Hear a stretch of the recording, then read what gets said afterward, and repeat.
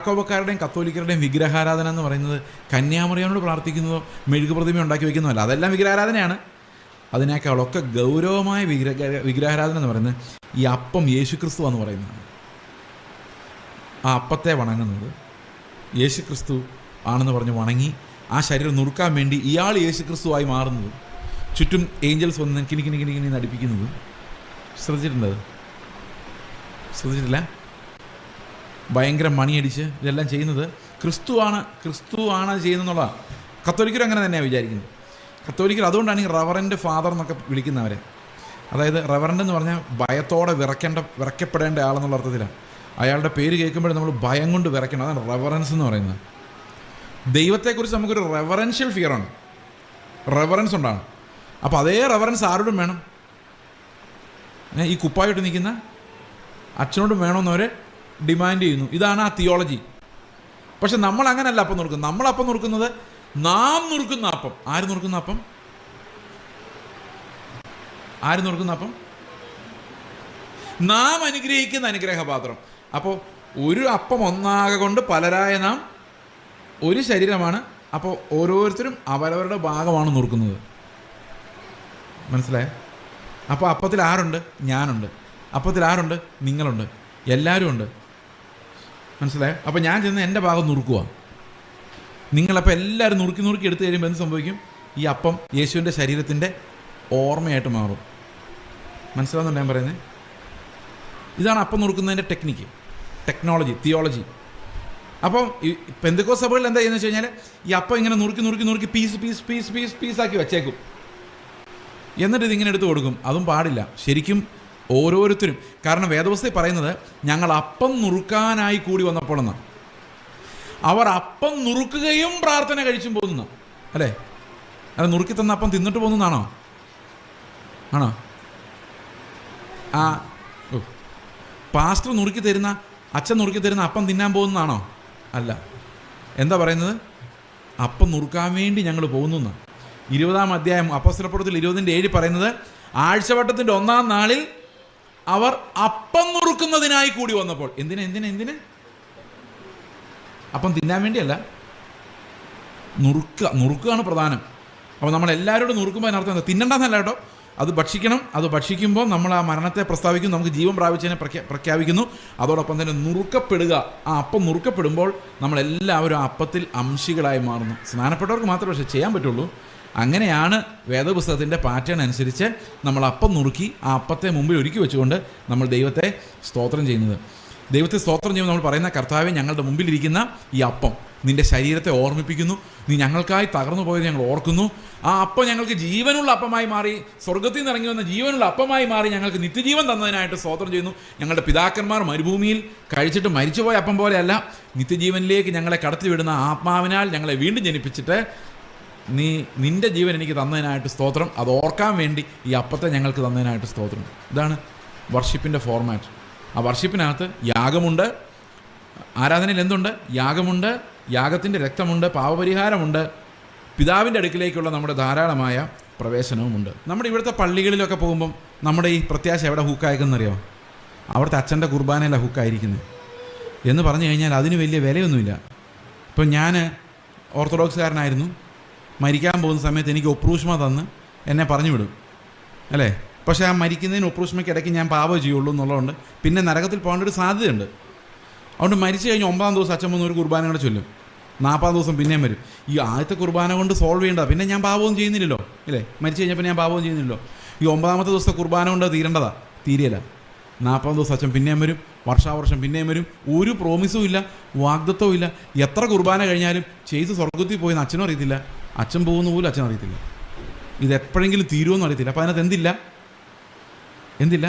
ശക്തിയുള്ള പ്രബോധനമില്ല, അതിന് തക്കതായ ഒരു പുരോഹിതനും ഇല്ല. ഒന്ന് ആലോചിക്ക്. ചുമ്മാ പോയി കൂടുക, വർഷം.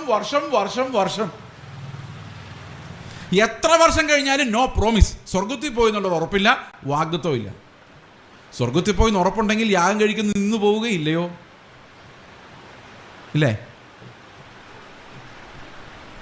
അങ്ങനെയല്ലേ ബൈബിൾ പറഞ്ഞിരിക്കുന്നത്? ഇത് വർക്കായി എന്ന് പറഞ്ഞു കഴിഞ്ഞാൽ ഞങ്ങൾ വിശ്വസിക്കുന്ന വർക്കായി എന്നാന്ന് പറഞ്ഞു കഴിഞ്ഞാൽ പറ്റില്ല. പിന്നെ യാഗം കഴിക്കരുത്.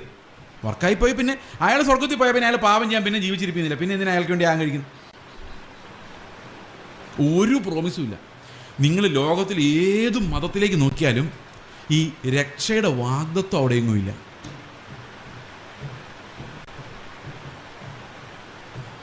മനസ്സിലായോ? പോയാ പോയി, വന്നാ വന്നു. എല്ലായിടത്തും അങ്ങനെ. അത് ഹിന്ദു ആയാലും മുസ്ലിം ആയാലും ലോകത്തിൽ ഏത് മതമായാലും ഈ പ്രത്യാശയുടെ നങ്കൂരം എന്ന് പറഞ്ഞൊരു സാധനം ഈ യേശുക്രിസ്തുവിൻ്റെ ഏകയാഗത്താൽ മാത്രമേ ഉണ്ടായിട്ടുള്ളൂ. വേറൊരു മതത്തിലും അത് ഉണ്ടായിട്ടില്ല. ഒന്ന് ആലോചിച്ച് നോക്കി. പോയാ പോയി, വന്നാ വന്നു. പിന്നെ ബോംബ് പൊട്ടിത്തെറിച്ച് ചത്താൽ ചില മതങ്ങളിലൊക്കെ പോകുമെന്ന് പറയുന്നില്ല. അതിനുവേണ്ടി ഇപ്പോൾ ചാവാൻ പോകാൻ പറ്റില്ലല്ലോ. അതാണ് അവരുടെ അങ്ങേയറ്റത്തെ പ്രോമിസ്. പക്ഷെ നമ്മുടെ വാഗ്ദത്വം അങ്ങനെയല്ല. ഈ യേശുക്രിസ്തുവിൻ്റെ മഹാപൗരോഹിത്യം ഈ വീണ്ടും വീണ്ടും ആവർത്തിക്കപ്പെടുന്ന പൗരോഹിത്യങ്ങളെ പോലെയല്ല. അത് എന്നേക്കുമായി ഒരിക്കലായി നമുക്ക് പ്രവേശനവും വാഗ്ദത്വവും തന്നിരിക്കുന്നു. അപ്പം നിങ്ങളത് ശരിയായില്ല, മതിയായില്ല, പോകുമെന്ന് അറിയത്തില്ല എന്നൊക്കെ പറയുമ്പോൾ നമ്മൾ ആരെയാണ് തള്ളി പറയുന്നത്? ഈ യാഗത്തെയല്ലേ തള്ളി പറയുന്നത്? ആണോ അല്ലയോ? അല്ലേ? അപ്പോൾ എത്ര പേർക്ക് ഉറപ്പുണ്ട്? അവിശ്വാസിക്കും പറയാവുന്ന അതേ കാര്യങ്ങൾ മാത്രമാണ് നമ്മളും ആരാധിക്കുമ്പോൾ ദൈവത്തോട് പറയുന്നത്. ഇത്രത്തോളം യഹോവ സഹായിച്ചു. എല്ലാവരും സഹായിച്ചല്ലോ അല്ലേ? മോഡിയെ സഹായിച്ചില്ലേ?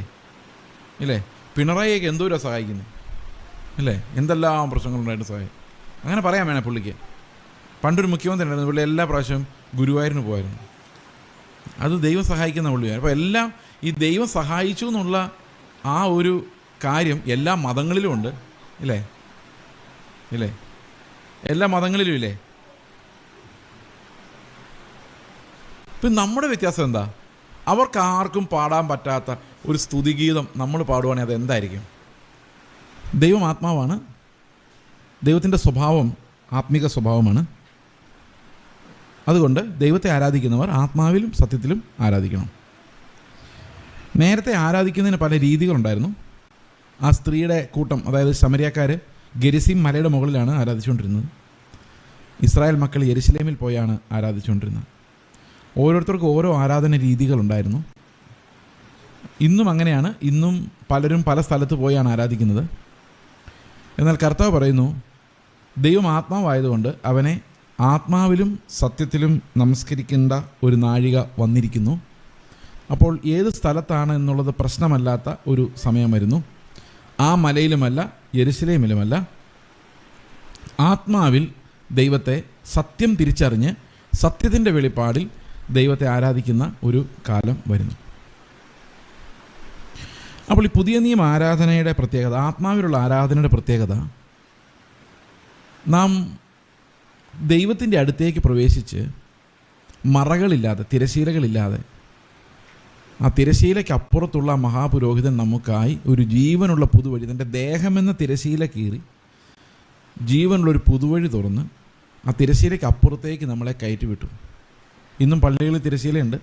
പക്ഷേ കർത്താവ് ആ തിരശീല പണ്ടേ കീറിക്കളഞ്ഞതാണ്. അവൻ്റെ ദേഹം തന്നെ ആ തിരശീല. അപ്പം പഴയ നിയമത്തിലുള്ള തിരശീലയുടെ അതിവിശുദ്ധ സ്ഥലത്തെ വിശുദ്ധ സ്ഥലവുമായിട്ട് വേർതിരിക്കുന്ന ആ തിരശീല യേശുക്രിസ്തുവിൻ്റെ ശരീരത്തിൻ്റെ പ്രതീകമായിട്ടാണ് പുതിയ നിയമത്തിൽ കാണുന്നത്. ആ തിരശീല, കർത്താവിൻ്റെ ശരീരം തകർക്കപ്പെട്ടപ്പോൾ ആ തിരശീല നീങ്ങുകയും നമ്മൾ ധൈര്യപൂർവ്വം കൃപാസനത്തിലേക്ക്, അതിവിശുദ്ധ സ്ഥലത്തേക്ക് ആത്മാവിൽ പ്രവേശിക്കുകയും ചെയ്യുന്നു. നമുക്ക് പാപികളായ ആർക്കും കർത്താവിനെ ആരാധിക്കാൻ കടന്നു ചെല്ലാൻ സാധിക്കത്തില്ല.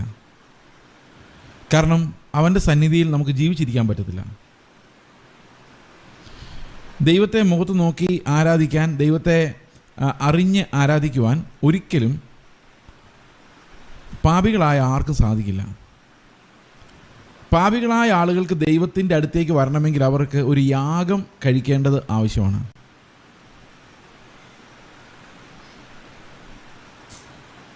ഈ യാഗം കഴിക്കുക എന്നുള്ളതാണ്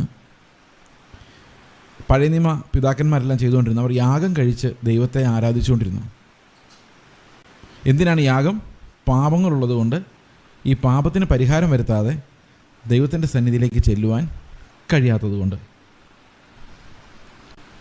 അപ്പോൾ നമ്മളെങ്ങനെയാണ് ദൈവത്തിൻ്റെ സന്നിധിയിലേക്ക് ചെല്ലുന്നത്? എങ്ങനെയാണ് ചെല്ലുന്നത്? ഇന്ന് ആരെങ്കിലും യാഗം കഴിച്ചോ? കഴിച്ചില്ല. നമുക്കായി എന്നേക്കുമുള്ള ഒരു യാഗം കഴിക്കപ്പെട്ടിരിക്കുന്നു. ആ യാഗത്തിൻ്റെ അടിസ്ഥാനത്തിലാണ് നമ്മൾ പിതാവിൻ്റെ അടുത്തേക്ക് കയറി ചെല്ലുന്നത്. ഇന്ന് നിങ്ങളിവിടെ വന്നിട്ട് ആ യാഗത്തെക്കുറിച്ച് ഓർത്തോ? നമ്മളെങ്ങനെയാണ് കടന്നു വന്നത്? കൈ വീശി കടന്നു വന്നു അല്ലേ?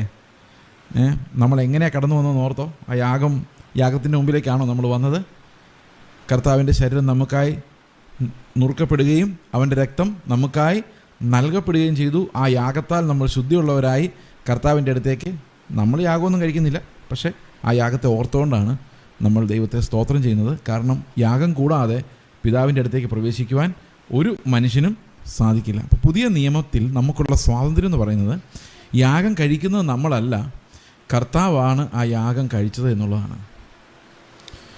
അപ്പോൾ ദൈവത്തെ എങ്ങനെ നമ്മൾ ആരാധിക്കുന്നു വെച്ച് കഴിഞ്ഞാൽ, ഒരു മനുഷ്യന് ദൈവത്തെ എന്തുമാത്രം പരിചയമുണ്ടോ അതനുസരിച്ച് ദൈവത്തെ ആരാധിക്കാൻ പറ്റുള്ളൂ. ദൈവത്തെ എന്തുമാത്രം പരിചയമുണ്ടോ ഒരാൾക്ക്, ആ പരിചയം അനുസരിച്ചാണ് നമ്മൾ ദൈവത്തെ ആരാധിക്കുന്നത്. ഇപ്പോൾ ദൈവത്തെ എങ്ങനെയാണ് ഒരാൾ പരിചയപ്പെടുന്നത്? നമ്മുടെ ജീവിതത്തിലെ തടസ്സങ്ങൾ മാറ്റുന്ന ഒരു ദൈവത്തെയാണ് നിങ്ങൾക്ക് പരിചയമെങ്കിൽ നമ്മൾ ആരാധിക്കുന്നത് എങ്ങനെയായിരിക്കും? കഴിഞ്ഞ ആഴ്ച എനിക്ക് വരാവുന്ന തടസ്സങ്ങളെല്ലാം മാറ്റി തന്ന ദൈവത്തിന് സ്തോത്രം എന്നായിരിക്കും. ആഹാരം തരുന്ന ദൈവത്തെയാണ് നമ്മൾ ഓർക്കുന്നതെങ്കിൽ, അത്രയും നമുക്ക് ദൈവത്തെക്കുറിച്ച് അറിയാവുന്നതെങ്കിൽ, കാക്കയ്ക്കും കുയിലിനും പക്ഷിക്കും പശുവിനും എല്ലാം അറിയാവുന്ന ദൈവം അല്ലേ, ആ ദൈവത്തെ ആയിരിക്കും നമ്മൾ ആരാധിക്കുന്നത്. അതായത് അനുദിനം ആഹാരം തന്ന് നമ്മളെ പുലർത്തുന്ന ദൈവം. ഈ അനുദിനം ആഹാരം തന്ന് പുലർത്തുന്ന ആർക്കൊക്കെ അറിയാം? ലോകത്തിൽ സകല ജീവജാലങ്ങൾക്കും അറിയാം, പക്ഷികൾക്കും മൃഗങ്ങൾക്കൊക്കെ അറിയാം അന്നദാതാവായ ഒരു ദൈവമുണ്ട്. അപ്പോൾ അവർക്കെല്ലാം ദൈവത്തെ ആരാധിക്കാം. ആ ആരാധനയാണോ പുതിയ നിയമ ആരാധന? ആണോ അല്ലയോ? അല്ല. പുതിയ നിയമ ആരാധന എന്ന് പറയുന്നത് എന്നെ കഴിഞ്ഞ ആഴ്ച നടത്തിയെന്നോ കരുതിയെന്നോ ഒന്നുള്ളതല്ല. അത് അംബാനിക്ക് വേണമെങ്കിലും പറയാം, കർത്താവ് എന്നെ കരുതി. നീതിമാന്മാരുടെ മേലും നീതി കെട്ടവരുടെ മേലും ദൈവം എന്ത് ചെയ്യുന്നു? മഴ പെയ്യിക്കുന്നു, സൂര്യനെ ഉദിപ്പിക്കുന്നു, പരീക്ഷയ്ക്ക് പാസ്സാക്കി തരുന്നു, രോഗസൗഖ്യമാക്കി കൊടുക്കുന്നു, സമ്പത്ത് കൊടുക്കുന്നു. അപ്പോൾ അതൊന്നും ക്രിസ്ത്യാനിയുടെ പുതിയ നിയമ ഉടമ്പടിയുടെ അടിസ്ഥാനത്തിലുള്ള ആരാധനയല്ല. അവിടെ നമ്മളെല്ലാം കാണുന്ന ദൈവം ഏത് ദൈവമാണ്? ലോകത്തെ മുഴുവൻ സൃഷ്ടിക്കുകയും പരിപാലിക്കുകയും ചെയ്ത ലോകത്തിലെല്ലാവരുടെയും ദൈവമാണ്. ആ ദൈവത്തെ നമ്മളും കാണുന്നുള്ളൂ. അപ്പോൾ അതിനർത്ഥം എന്താണ്? നമ്മളും സാധാരണ മനുഷ്യരെ പോലെ അപ്പുറത്ത് നിൽക്കുന്ന അവിശ്വാസിക്കും പറയാവുന്ന അതേ കാര്യങ്ങൾ മാത്രമാണ് നമ്മളും ആരാധിക്കുമ്പോൾ ദൈവത്തോട് പറയുന്നത്. ഇത്രത്തോളം യഹോവ സഹായിച്ചു. എല്ലാവരും സഹായിച്ചല്ലോ ഇല്ലേ? മോഡിയെ സഹായിച്ചില്ലേ ഇല്ലേ? പിണറായിയൊക്കെ എന്തോരം സഹായിക്കുന്നു ഇല്ലേ? എന്തെല്ലാം പ്രശ്നങ്ങളുണ്ടായിട്ട് സഹായിക്കും. അങ്ങനെ പറയാൻ വേണേ പുള്ളിക്ക്. പണ്ടൊരു മുഖ്യമന്ത്രി ഉണ്ടായിരുന്നു, പുള്ളി എല്ലാ പ്രാവശ്യവും ഗുരുവായൂരിന് പോയായിരുന്നു. അത് ദൈവം സഹായിക്കുന്ന പുള്ളിയാണ്. അപ്പോൾ എല്ലാം ഈ ദൈവം സഹായിച്ചു എന്നുള്ള ആ ഒരു കാര്യം എല്ലാ മതങ്ങളിലും ഉണ്ട് ഇല്ലേ? എല്ലാ മതങ്ങളിലും ഇല്ലേ? ഇപ്പം നമ്മുടെ വ്യത്യാസം എന്താ? അവർക്ക് ആർക്കും പാടാൻ പറ്റാത്ത ഒരു സ്തുതിഗീതം നമ്മൾ പാടുവാണെങ്കിൽ അത് എന്തായിരിക്കും? അവർക്ക് ആർക്കും പാടാൻ പറ്റാത്ത, മിണ്ടാൻ പറ്റാത്ത, ദൂതന്മാർക്ക് പോലും പാടാൻ പറ്റാത്ത ഒരു സ്തുതിഗീതം ഉണ്ടെങ്കിൽ അത് എന്തായിരിക്കും? അത് യേശുക്രിസ്തുവിലൂടെ നമുക്ക് ലഭിച്ച രക്ഷയെ സംബന്ധിച്ച് മാത്രമല്ല. പുതിയ നിയമ ആരാധന എന്ന് പറയുന്നത് യാഗം ഓർത്തുകൊണ്ടുള്ള ആരാധനയാണ്. പുതിയ നിയമം ആരാധന എന്ന് പറയുന്നത് ക്രിസ്തുവിൻ്റെ യാഗത്തെ ഓർത്തുകൊണ്ടുള്ള ആരാധനയാണ്. അതാണ് നമ്മുടെ സ്തുതിയുടെ വചനം. കാരണം നമ്മൾ യെശയ്യാവിൻ്റെ പ്രവചനം 6-ാം അധ്യായത്തിൽ നമ്മൾ വായിക്കുന്നത്, ദൂതന്മാർ ദൈവത്തെ ആരാധിക്കാൻ പരിശ്രമിക്കുന്നതാണ് പരാജയപ്പെടുന്നതാണ്. കാരണം ദൈവത്തിൻ്റെ മുഖത്തേക്ക് അവർ നോക്കുന്നില്ല, അവർ കണ്ണു മൂടിയിരിക്കുകയാണ് ദൈവത്തെ കാണാതെ. കാല് കാണിക്കുന്നില്ല, കാല് മൂടിയിരിക്കുകയാണ്. അതുപോലെ നിലത്ത് നിൽക്കുന്നില്ല, പറക്കുകയാണ്. അങ്ങനെയാണ് അവർ ദൈവത്തെ ആരാധിക്കുന്നത്.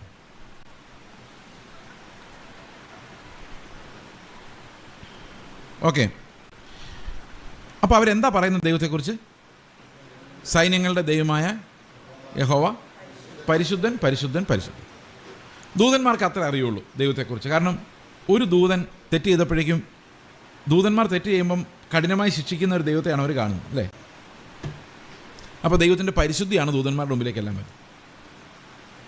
എന്നാൽ ദൂതന്മാർക്ക് പോലും അറിയത്തില്ല ഈ കർത്താവ് ഇപ്പോൾ ഈ 6-ാം അധ്യായത്തിൽ തേജസ്സോടെ ഇരിക്കുന്ന കർത്താവ് 53-ാം അധ്യായം ആകുമ്പോഴേക്കും തകർക്കപ്പെട്ടവനായി ഈ ഭൂമിയിലൂടെ ചെയ്സിനെ പോലുള്ള പാപികളെ അന്വേഷിച്ച് അലഞ്ഞു തിരിഞ്ഞ് നടക്കുമെന്ന് ദൂതന്മാർക്ക് പോലും അറിയത്തില്ല. അത് എല്ലാവരിൽ നിന്നും മറയ്ക്കപ്പെട്ട ഒരു രഹസ്യമായിരുന്നു. 53-ാം അധ്യായത്തിലേക്ക് യെശയ്യാവിന് വെളിപ്പാട് വരുമ്പോൾ യെശയ്യാവ് ചോദിക്കുന്നത് ഇതാരും വിശ്വസിക്കുമെന്ന്. ആരും വിശ്വസിക്കില്ല എന്ന് 6-ാം അധ്യായത്തിന് എഴുതിയിട്ടുണ്ട്. 6-ാം അധ്യായത്തിൽ തന്നെ എഴുതിയിട്ടുണ്ട്, അവരുടെ കണ്ണടച്ച് കളയുക, അല്ലേ? കണ്ണ് ബന്ധിക്കുക, ചെവി പൂട്ടിക്കളയുക. എത്രത്തോളം എന്ന് ചോദിച്ചു കഴിഞ്ഞപ്പോൾ ഇതെല്ലാം നശിച്ചു പോകുന്നവരെ അവർ അവിശ്വാസികളായിരിക്കുമെന്ന് 6-ാം അധ്യായത്തിൽ പറയുന്നുണ്ട്. 53-ാം അധ്യായത്തിൽ യെശയ്യാവ് ചോദിക്കുകയാണ്, ഇങ്ങനത്തെ ഒരു സംഭവം പറഞ്ഞാൽ ആരെങ്കിലും വിശ്വസിക്കുമോ? അതേ യെശയ്യാവിനോടാണ് നേരത്തെ പറഞ്ഞത്, ആർ നമുക്കായി പോകും എന്ന് ചോദിച്ചിട്ട് ഈ ആർക്കും വിശ്വസിക്കാൻ പറ്റാത്ത ഒരു ദൂത് യെശയ്യാവിന് കൊടുത്തത്. ആ ദൂത് എന്തായിരുന്നു? ദൂതന്മാർ പോലും ഭയപ്പെടുന്ന, ആരാധിക്കാൻ മുഖത്ത് നോക്കാൻ ഭയപ്പെടുന്ന ദൈവം ഈ താഴ്ന്ന ഭൂമിയിലേക്ക് ഇറങ്ങി വന്ന് കണ്ടാൽ ആളല്ലെന്ന് തോന്നുമാർ തകർക്കപ്പെട്ടവനായി ക്രൂശിൽ നമുക്കായിട്ട് കിടക്കും എന്നുള്ളതായിരുന്നു ആ അത്ഭുതകരമായ, ആർക്കും വിശ്വസിക്കാൻ പറ്റാത്ത വാർത്ത. അത് യെശയ്യാവിനൊന്നും മനസ്സിലായിട്ടുണ്ടാവില്ല പൂർണ്ണമായിട്ടും. അത് വെളിപ്പാട് വന്നതെല്ലാം പുള്ളി എഴുതി വെച്ചു എന്നുള്ളതല്ലാതെ ഇതിൻ്റെ എല്ലാം പൊരുൾ യെശയ്യാവിന് മനസ്സിലാക്കി കാണാൻ സാധ്യതയില്ല. കാരണം പൗലോസ് പറയുന്നു ഇത് പൂർവ്വകാലങ്ങളിൽ മറഞ്ഞിരുന്ന കാര്യമാണ്, ഇപ്പോൾ അപ്പോസ്തലന്മാരിലൂടെയാണ് അത് വെളിപ്പെട്ടത്. യേശു ക്രിസ്തു ആയിരുന്നു നമുക്ക് വേണ്ടി ഒരുക്കപ്പെട്ടിരുന്നതെന്ന് അപ്പോസ്തലന്മാരിലൂടെയാണ് വെളിപ്പെട്ടത്. അപ്പം നമ്മൾ അറിയുന്ന സത്യം എന്താണ്? ഞാൻ തന്നെ സത്യം. അപ്പോൾ സ്തോത്രയാഗം അർപ്പിക്കുമ്പോൾ നമ്മൾ ഏതാണ് നമുക്ക് ദൈവം ചെയ്ത ഏറ്റവും വലിയ അനുഗ്രഹം എന്ന് പറയുന്നത്? ഈ പുത്രനെ നമുക്ക് നൽകി എന്നുള്ളതാണ്. നിത്യജീവൻ്റെ വാഗ്ദത്തം നമുക്ക് നൽകി എന്നുള്ളതാണ്. ആ തിരശീല കീറിക്കളഞ്ഞിട്ട് ദൈവത്തിൻ്റെ കൃപാസനത്തിലേക്ക് നമുക്ക് ധാരാളമായ പ്രവേശനം അവൻ നൽകി എന്നുള്ളതാണ് ശരിക്കും നമ്മളെ നന്ദിയുള്ളവരാക്കി മാറ്റേണ്ടതും ദൈവത്തിൻ്റെ മഹത്വത്തിൻ്റെ മുമ്പിലേക്ക് നമ്മളെ കൊണ്ടു ചെല്ലേണ്ടതുമായ വസ്തുത. മനസ്സിലായോ? ഇനി ഇത് വെളിപ്പാട് പുസ്തകത്തിലേക്ക് വരുമ്പോൾ എങ്ങനെയാണ് ദൂതന്മാർ ദൈവത്തെ ആരാധിക്കുന്നത് നോക്കിക്കേ. നമുക്ക് 5-ാം അധ്യായം എടുക്കാം. വെളിപ്പാട് പുസ്തകം 5-ാം അധ്യായത്തിൽ 9-ാം വാക്യം, പുസ്തകം വാങ്ങുവാൻ അതിൻ്റെ മുദ്ര പൊട്ടിപ്പാനും നീ യോഗ്യൻ, നീ അറുക്കപ്പെട്ടു, നിന്റെ രക്തത്താൽ രക്തം കൊണ്ട് സർവ്വഗോത്രത്തിലും ഭാഷയിലും വംശത്തിലും ജാതിയിലും നിന്നുള്ളവരെ ദൈവത്തിനായി വിലയ്ക്ക് വാങ്ങി ഞങ്ങളുടെ ദൈവത്തിന് അവരെ രാജ്യവും പുരോഹിതന്മാരുമാക്കി വെച്ചു. അവർ ഭൂമിയിൽ വാഴുന്നു എന്നൊരു പുതിയ പാട്ട് അവർ പാടുന്നു. ദൂതന്മാർ ഇപ്പോൾ എന്താ പാടുന്നത്? നേരത്തെ എന്താ പാടിക്കൊണ്ടിരുന്നത്? നേരത്തെ പാടിക്കൊണ്ടിരുന്നത് പരിശുദ്ധൻ പരിശുദ്ധൻ പരിശുദ്ധൻ. നമ്മുടെ രക്ഷ കണ്ടു കഴിഞ്ഞപ്പോൾ ദൂതന്മാർ പിന്നെ എന്താ പാടുന്നത്? ഇത്രയെല്ലാം വൃത്തികെട്ടവന്മാരെ വിശുദ്ധീകരിച്ച് ഞങ്ങളുടെ പിതാവിൻ്റെ രാജ്യമാക്കി അവരെ മാറ്റി, പിതാവിൻ്റെ പുരോഹിത വർഗമാക്കി ഇവരെ മാറ്റിയ കർത്താവ് കുഞ്ഞാട് യോഗ്യൻ, ഹീസ് വർത്തി. അതാണ് ദൂതന്മാർ ഇപ്പോൾ പാടുന്ന പാട്ട്. അതൊരു പുതിയ പാട്ടാണ്. ദൂതന്മാർക്ക് നേരത്തെ അറിയത്തില്ലായിരുന്നത്. അപ്പോൾ ദൂതന്മാർക്കൊരു പുതിയ പാട്ട് കിട്ടി നമ്മളെ നോക്കിയപ്പം. എന്താണ്? നമ്മുടെ രക്ഷയെ നോക്കിയപ്പോൾ അവർക്ക് ഭയങ്കര അത്ഭുതമായിരുന്നു. കാരണം ദൂതന്മാർ പാപം ചെയ്തപ്പോൾ അവരെ രക്ഷിക്കാൻ കർത്താവ് ഇറങ്ങി ചെന്നില്ല. എന്നാൽ മനുഷ്യൻ പാപം ചെയ്തപ്പോൾ അവരെ രക്ഷിക്കാൻ വേണ്ടി കർത്താവ് അവരിലൊരാളായി ഏറ്റവും ഹീനമായ അവസ്ഥയിൽ വന്ന് ജനിച്ച് മരിച്ച് ഈ മനുഷ്യന് പകരക്കാരനായി കർത്താവ് അവനെ തന്നെ ഏൽപ്പിച്ചു കൊടുത്തു എന്നുള്ളത് ദൂതന്മാർക്ക് ഭയങ്കര അത്ഭുതകരമായ കാര്യമായിരുന്നു. അവർ നോക്കാൻ ഭയപ്പെട്ടിരുന്ന കർത്താവിനെ തന്നെയാണ് അവർ നിസ്സഹായനായി ക്രൂശിൽ കണ്ടത്. അതുകൊണ്ടൊരു പറയാണ്, കുഞ്ഞാട് യോഗ്യൻ, അറുക്കപ്പെട്ട കുഞ്ഞാട് യോഗ്യൻ. അപ്പോൾ നമ്മൾ എന്താ പാടേണ്ടത്? നമ്മൾ അറിഞ്ഞ സത്യം എന്താണ്? കഴിഞ്ഞ ആഴ്ച നടത്തി എന്നുള്ളതല്ല നമ്മുടെ ആരാധന. അറുക്കപ്പെട്ട കുഞ്ഞാട് യോഗ്യൻ എന്നുള്ളതാണ് നമ്മുടെ ആരാധന. He's worthy to receive glory and honour. അവൻ മഹത്വവും ബഹുമാനവും ബലവും സ്വീകരിപ്പാൻ യോഗ്യനായ കർത്താവാണ് എന്നുള്ളതാണ് നമ്മുടെ ആരാധനയുടെ അടിസ്ഥാനം. അടുത്ത വാക്യം,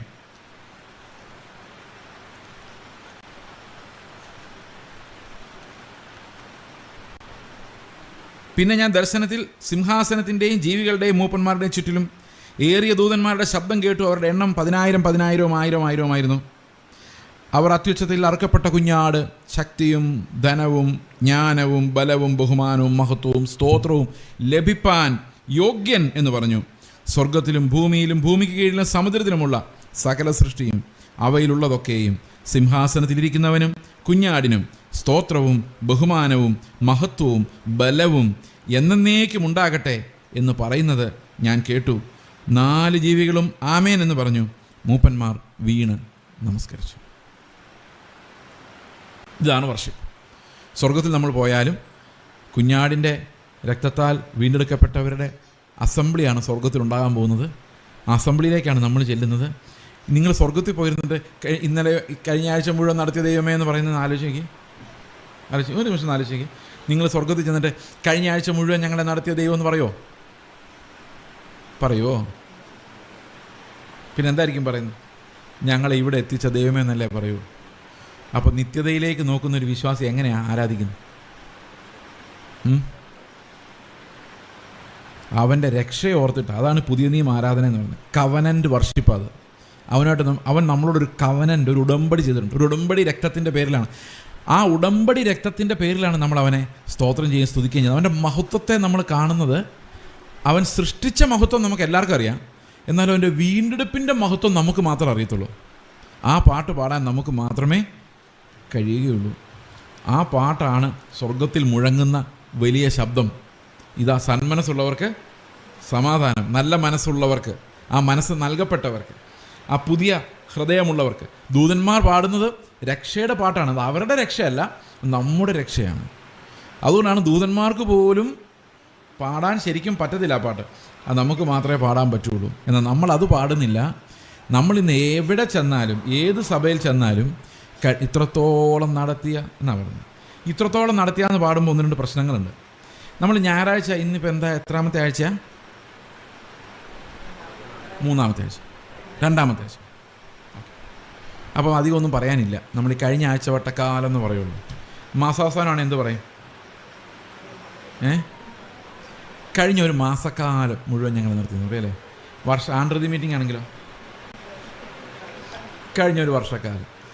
ഇതല്ലാതെ നമ്മൾ ചുമ്മാ ഇരിക്കുവാണെങ്കിലോ ഇത്രത്തോളം ഞങ്ങളെ നടത്തിയെന്ന് പറയല്ലേ? അല്ലേ? പിന്നെ ഇറക്കിയുള്ളൂ. ഇത്രത്തോളം നീ എന്നെ അനുഗ്രഹിക്കാൻ ഞാൻ ഒന്നുമല്ല. അങ്ങനെ പാട്ടില്ലേ? ഇത്രത്തോളം നീ എന്നെ കൊണ്ടുവന്നിടുവാൻ. എത്രത്തോളം കൊണ്ടുവന്നിടാൻ?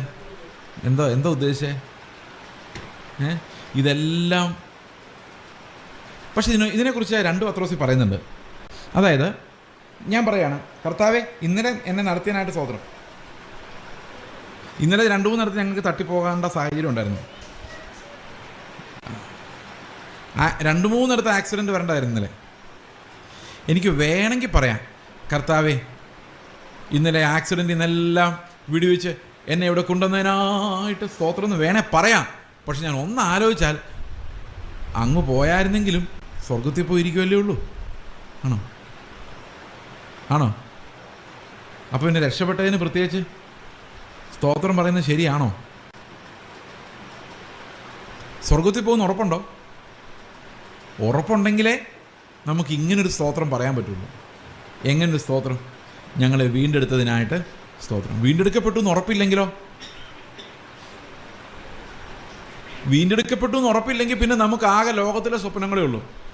അപ്പോൾ പിന്നെ ലോകത്തിലെ നടപ്പ് മാത്രമാണ് നമ്മുടെ ലക്ഷ്യം. അപ്പോൾ വീണ്ടെടുക്കപ്പെട്ടവരുടെ ആരാധന എന്ന് പറയുന്നത് സ്വർഗത്തിലേക്ക് എക്സ്റ്റെൻഡ് ചെയ്യപ്പെടുന്ന ഒരു ആരാധനയാണ്. സ്വർഗത്തിലേക്ക് എക്സ്റ്റെൻഡ് ചെയ്യപ്പെടുന്ന ആരാധനയാണ്. അതിൻ്റെ ഏറ്റവും നല്ല ഫോം എന്ന് പറയുന്നത് അപ്പവും പാനപാത്രവും ഒരുക്കി വെച്ച് ആ അപ്പത്തെയും നുറുക്കി, നമ്മളെല്ലാവരും കൂടെ നുറുക്കി, അച്ഛനോ പാസ്റ്ററോ അല്ല, നമ്മളെല്ലാ ശരീരത്തിൻ്റെ അംശങ്ങളായതുകൊണ്ട് നമ്മളെല്ലാവരും അതിൽ നിന്ന് സ്നാനപ്പെട്ടവർ നുറുക്കി ഭക്ഷിച്ച്, കർത്താവേ നീ ഞങ്ങൾക്ക് വേണ്ടി മരിച്ചതിനെ ഞങ്ങൾ പ്രസ്താവിക്കുന്നു എന്ന് പറഞ്ഞുകൊണ്ട് ആ പാനപാത്രത്തിൻ്റെ പുതിയ ഉടമ്പടി രക്തത്തിൻ്റെ ഓർമ്മയും പുതുക്കിയാണ് നമ്മൾ. ശരിക്കും പറഞ്ഞാൽ അതാണ് ആരാധനയുടെ ശരിക്കുള്ള ഫോർമാറ്റ്. ഓക്കെ. പക്ഷേ പള്ളികളിൽ സാധാരണ നടക്കുന്നത് ഒരാൾ ക്രിസ്തുവായിട്ട് നിൽക്കുകയാണ് ചെയ്യുന്നത്. നിങ്ങൾ ശ്രദ്ധിച്ചിട്ടുണ്ടേ, പള്ളിയുടെ പ്രശ്നം എന്ന് പറയുന്നത് യേശുക്രിസ്തുവിൻ്റെ ശരീരം ആണ് എന്ന് പറഞ്ഞുകൊണ്ട് അവർ നുറുക്കുന്നത്, അല്ലേ? ശരിയല്ലേ? യാക്കോബിലാണെങ്കിൽ പറയും പരിശുദ്ധാത്മാവ് ആവസിച്ച് സമർപ്പിതമായിരിക്കുന്ന ഈ അപ്പത്തെ മിശിഹാ തമ്പുരാൻ്റെ ശരീരം, എങ്ങനെയല്ലേ പറയുന്നത്? എൻ്റെ പഴയ ഓർമ്മയാണ്, ഞാനിത് കേട്ടിട്ട് 30 വർഷമായി. അതിന് മുമ്പുള്ള ഓർമ്മയാണ്. 30 വർഷം. ഞാൻ വിശ്വാസം വന്നിട്ട് 30 വർഷം കഴിഞ്ഞു. വിശ്വാസം വന്നിട്ടില്ല, യാക്കോപ്പള്ളി വിട്ടിട്ട്. വിശ്വാസം വന്നിട്ട് 26 വർഷമായുള്ളൂ. യാക്കോപ്പള്ളി വിട്ടിട്ട് 30 വർഷം. അതിന് മുമ്പുള്ള ഓർമ്മ. അപ്പോൾ ഇങ്ങനെ അച്ഛൻ ഇങ്ങനെ കൈ കൊണ്ട് കാണിക്കുമല്ലേ? ശ്രദ്ധിച്ചിട്ടുണ്ടത് യാക്കോക്കാരെ? ആ കൈ കൊണ്ട് കാണിക്കുമ്പോൾ എന്ത് സംഭവിക്കും? പരിശുദ്ധാത്മാവ് ഇറങ്ങി അപ്പത്തിൽ വന്നിരുന്നിട്ട് അപ്പത്തെ യേശുവിൻ്റെ ശരീരമാക്കി മാറ്റും എന്നാണ് അവർ വിശ്വസിക്കുന്നത്. സമ്മതിച്ചോ? അപ്പോൾ ഈ അച്ഛൻ എന്ത് ചെയ്യും? യേശുവിൻ്റെ ശരീരം നുറുക്കും. യേശുവിൻ്റെ ശരീരം നമുക്ക് നുറുക്കാൻ പറ്റുമോ? പറ്റുമോ? ഒരു മനുഷ്യന് നുറുക്കാൻ പറ്റുമോ? പറ്റുകയില്ല. അപ്പോൾ അച്ഛൻ എന്ത് ചെയ്യും? ഒരു കാപ്പ എടുത്തിടും. ഈ കാപ്പ എടുത്തിട്ട് കഴിഞ്ഞാൽ അത് അച്ഛനല്ല, ക്രിസ്തുവാണ്. ക്രിസ്തുവിൻ്റെ പ്രതിപുരുഷനാണ്. അവിടെ ഞാൻ അപ്പമെടുത്ത് വാഴ്ത്തി എന്ന് പറഞ്ഞ് സ്വർഗത്തിലേക്ക് നോക്കിയത് പുള്ളി അങ്ങ് ചെയ്ത് കഴിയുമ്പം ഇത് ക്രിസ്തുവാണ് ചെയ്യുന്നത്. ആ കാപ്പയുടെ അർത്ഥം എന്താണെന്നറിയോ? ഈ ക്രിസ്തുവിൻ്റെ പ്രതിപുരുഷനായി നിൽക്കുന്നു. അപ്പോൾ ഒരിക്കൽ കർത്താവ് കാൽവരി ക്രൂശിൽ കഴിച്ച അതേ യാഗത്തെ ഇവർ വീണ്ടും വീണ്ടും ആവർത്തിച്ചുകൊണ്ടിരിക്കുന്നു. അതൊരു വിഗ്രഹാരാധന. ശരിക്കും യാക്കോബക്കാരുടെയും കത്തോലിക്കരുടെയും വിഗ്രഹാരാധന എന്ന് പറയുന്നത് കന്യാമറിയാനോട് പ്രാർത്ഥിക്കുന്നതോ മെഴുകു പ്രതിമ ഉണ്ടാക്കി വയ്ക്കുന്നതല്ല. അതെല്ലാം വിഗ്രഹാരാധനയാണ്. അതിനേക്കാളൊക്കെ ഗൗരവമായ വിഗ്രഹാരാധന എന്ന് പറയുന്നത് ഈ അപ്പം യേശുക്രിസ്തു എന്ന് പറയുന്നതാണ്. ആ അപ്പത്തെ വണങ്ങുന്നത് യേശുക്രിസ്തു ആണെന്ന് പറഞ്ഞ് വണങ്ങി ആ ശരീരം നുറുക്കാൻ വേണ്ടി ഇയാൾ യേശുക്രിസ്തുവായി മാറുന്നത്, ചുറ്റും ഏഞ്ചൽസ് വന്ന് കിണി നടിപ്പിക്കുന്നത്. ശ്രദ്ധിച്ചിട്ടില്ല? ഭയങ്കര മണിയടിച്ച് ഇതെല്ലാം ചെയ്യുന്നത് ക്രിസ്തുവാണ് ചെയ്യുന്നതെന്നുള്ളതാണ്. കത്തോലിക്കരും അങ്ങനെ തന്നെയാണ് വിചാരിക്കുന്നത്. കത്തോലിക്കർ അതുകൊണ്ടാണ് ഈ റവറൻറ്റ് ഫാദർ എന്നൊക്കെ വിളിക്കുന്നവരെ.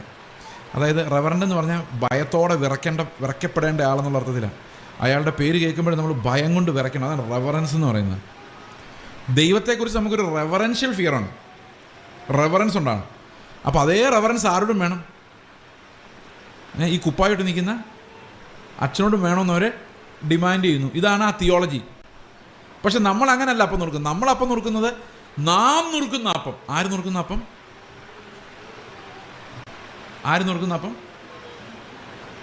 നാം അനുഗ്രഹിക്കുന്ന അനുഗ്രഹപാത്രം. അപ്പോൾ ഒരു അപ്പം ഒന്നാകെ കൊണ്ട് പലരായ നാം ഒരു ശരീരമാണ്. അപ്പോൾ ഓരോരുത്തരും അവരവരുടെ ഭാഗമാണ് നുറുക്കുന്നത്. മനസ്സിലായേ? അപ്പോൾ അപ്പത്തിൽ ആരുണ്ട്? ഞാനുണ്ട്. അപ്പത്തിൽ ആരുണ്ട്? നിങ്ങളുണ്ട്. എല്ലാവരും ഉണ്ട്. മനസ്സിലായോ? അപ്പോൾ ഞാൻ ചെന്ന് എൻ്റെ ഭാഗം നുറുക്കുക. നിങ്ങളപ്പോൾ എല്ലാവരും നുറുക്കി എടുത്തു കഴിയുമ്പോൾ എന്ത് സംഭവിക്കും? ഈ അപ്പം യേശുവിൻ്റെ ശരീരത്തിൻ്റെ ഓർമ്മയായിട്ട് മാറും. മനസ്സിലാവുന്നുണ്ട് ഞാൻ പറയുന്നത്? ഇതാണ് അപ്പം നുറുക്കുന്നതിൻ്റെ ടെക്നോളജി, തിയോളജി. അപ്പം ഈ പെന്തക്കോസ്ത് സഭകളിൽ എന്താ ചെയ്യുന്നത് വെച്ച് കഴിഞ്ഞാൽ ഈ അപ്പം ഇങ്ങനെ നുറുക്കി പീസാക്കി വെച്ചേക്കും. എന്നിട്ട് ഇതിങ്ങനെ എടുത്ത് കൊടുക്കും. അതും പാടില്ല. ശരിക്കും ഓരോരുത്തരും, കാരണം വേദപുസ്തകത്തിൽ പറയുന്നത് ഞങ്ങൾ അപ്പം നുറുക്കാനായി കൂടി വന്നപ്പോൾ എന്നാണ്. അവർ അപ്പം നുറുക്കുകയും പ്രാർത്ഥന കഴിച്ചും പോകുന്ന അല്ലേ? അത് നുറുക്കി തന്ന അപ്പം തിന്നിട്ട് പോകുന്നതാണോ? ആണോ? പാസ്റ്റർ നുറുക്കി തരുന്ന, അച്ഛൻ നുറുക്കി തരുന്ന അപ്പം തിന്നാൻ പോകുന്നതാണോ? അല്ല. എന്താ പറയുന്നത്? അപ്പം നുറുക്കാൻ വേണ്ടി ഞങ്ങൾ പോകുന്നു എന്നാണ്. 20-ാം അധ്യായം അപ്പോസ്തലപ്രവൃത്തിയിൽ 20:7 പറയുന്നത് ആഴ്ചവട്ടത്തിൻ്റെ 1-ാം നാളിൽ അവർ അപ്പം നുറുക്കുന്നതിനായി കൂടി വന്നപ്പോൾ. എന്തിന്? അപ്പം തിന്നാൻ വേണ്ടിയല്ല, നുറുക്കുകയാണ് പ്രധാനം. അപ്പോൾ നമ്മളെല്ലാവരോടും നുറുക്കുമ്പോൾ അതിനർത്ഥം എന്താ? തിന്നണ്ടെന്നല്ല കേട്ടോ. അത് ഭക്ഷിക്കണം. അത് ഭക്ഷിക്കുമ്പോൾ നമ്മൾ ആ മരണത്തെ പ്രസ്താവിക്കുന്നു, നമുക്ക് ജീവൻ പ്രാപിച്ചതിനെ പ്രഖ്യാപിക്കുന്നു. അതോടൊപ്പം തന്നെ നുറുക്കപ്പെടുക. ആ അപ്പം നുറുക്കപ്പെടുമ്പോൾ നമ്മളെല്ലാവരും ആ അപ്പത്തിൽ അംശികളായി മാറുന്നു. സ്നാനപ്പെട്ടവർക്ക് മാത്രമേ പക്ഷേ ചെയ്യാൻ പറ്റുള്ളൂ. അങ്ങനെയാണ് വേദപുസ്തകത്തിൻ്റെ പാറ്റേൺ അനുസരിച്ച് നമ്മൾ അപ്പം നുറുക്കി ആ അപ്പത്തെ മുമ്പിൽ ഒരുക്കി വെച്ചുകൊണ്ട് നമ്മൾ ദൈവത്തെ സ്തോത്രം ചെയ്യുന്നത്. ദൈവത്തെ സ്തോത്രം ചെയ്യുമ്പോൾ നമ്മൾ പറയുന്ന, കർത്താവേ, ഞങ്ങളുടെ മുമ്പിലിരിക്കുന്ന ഈ അപ്പം നിൻ്റെ ശരീരത്തെ ഓർമ്മിപ്പിക്കുന്നു. നീ ഞങ്ങൾക്കായി തകർന്നു പോയത് ഞങ്ങൾ ഓർക്കുന്നു.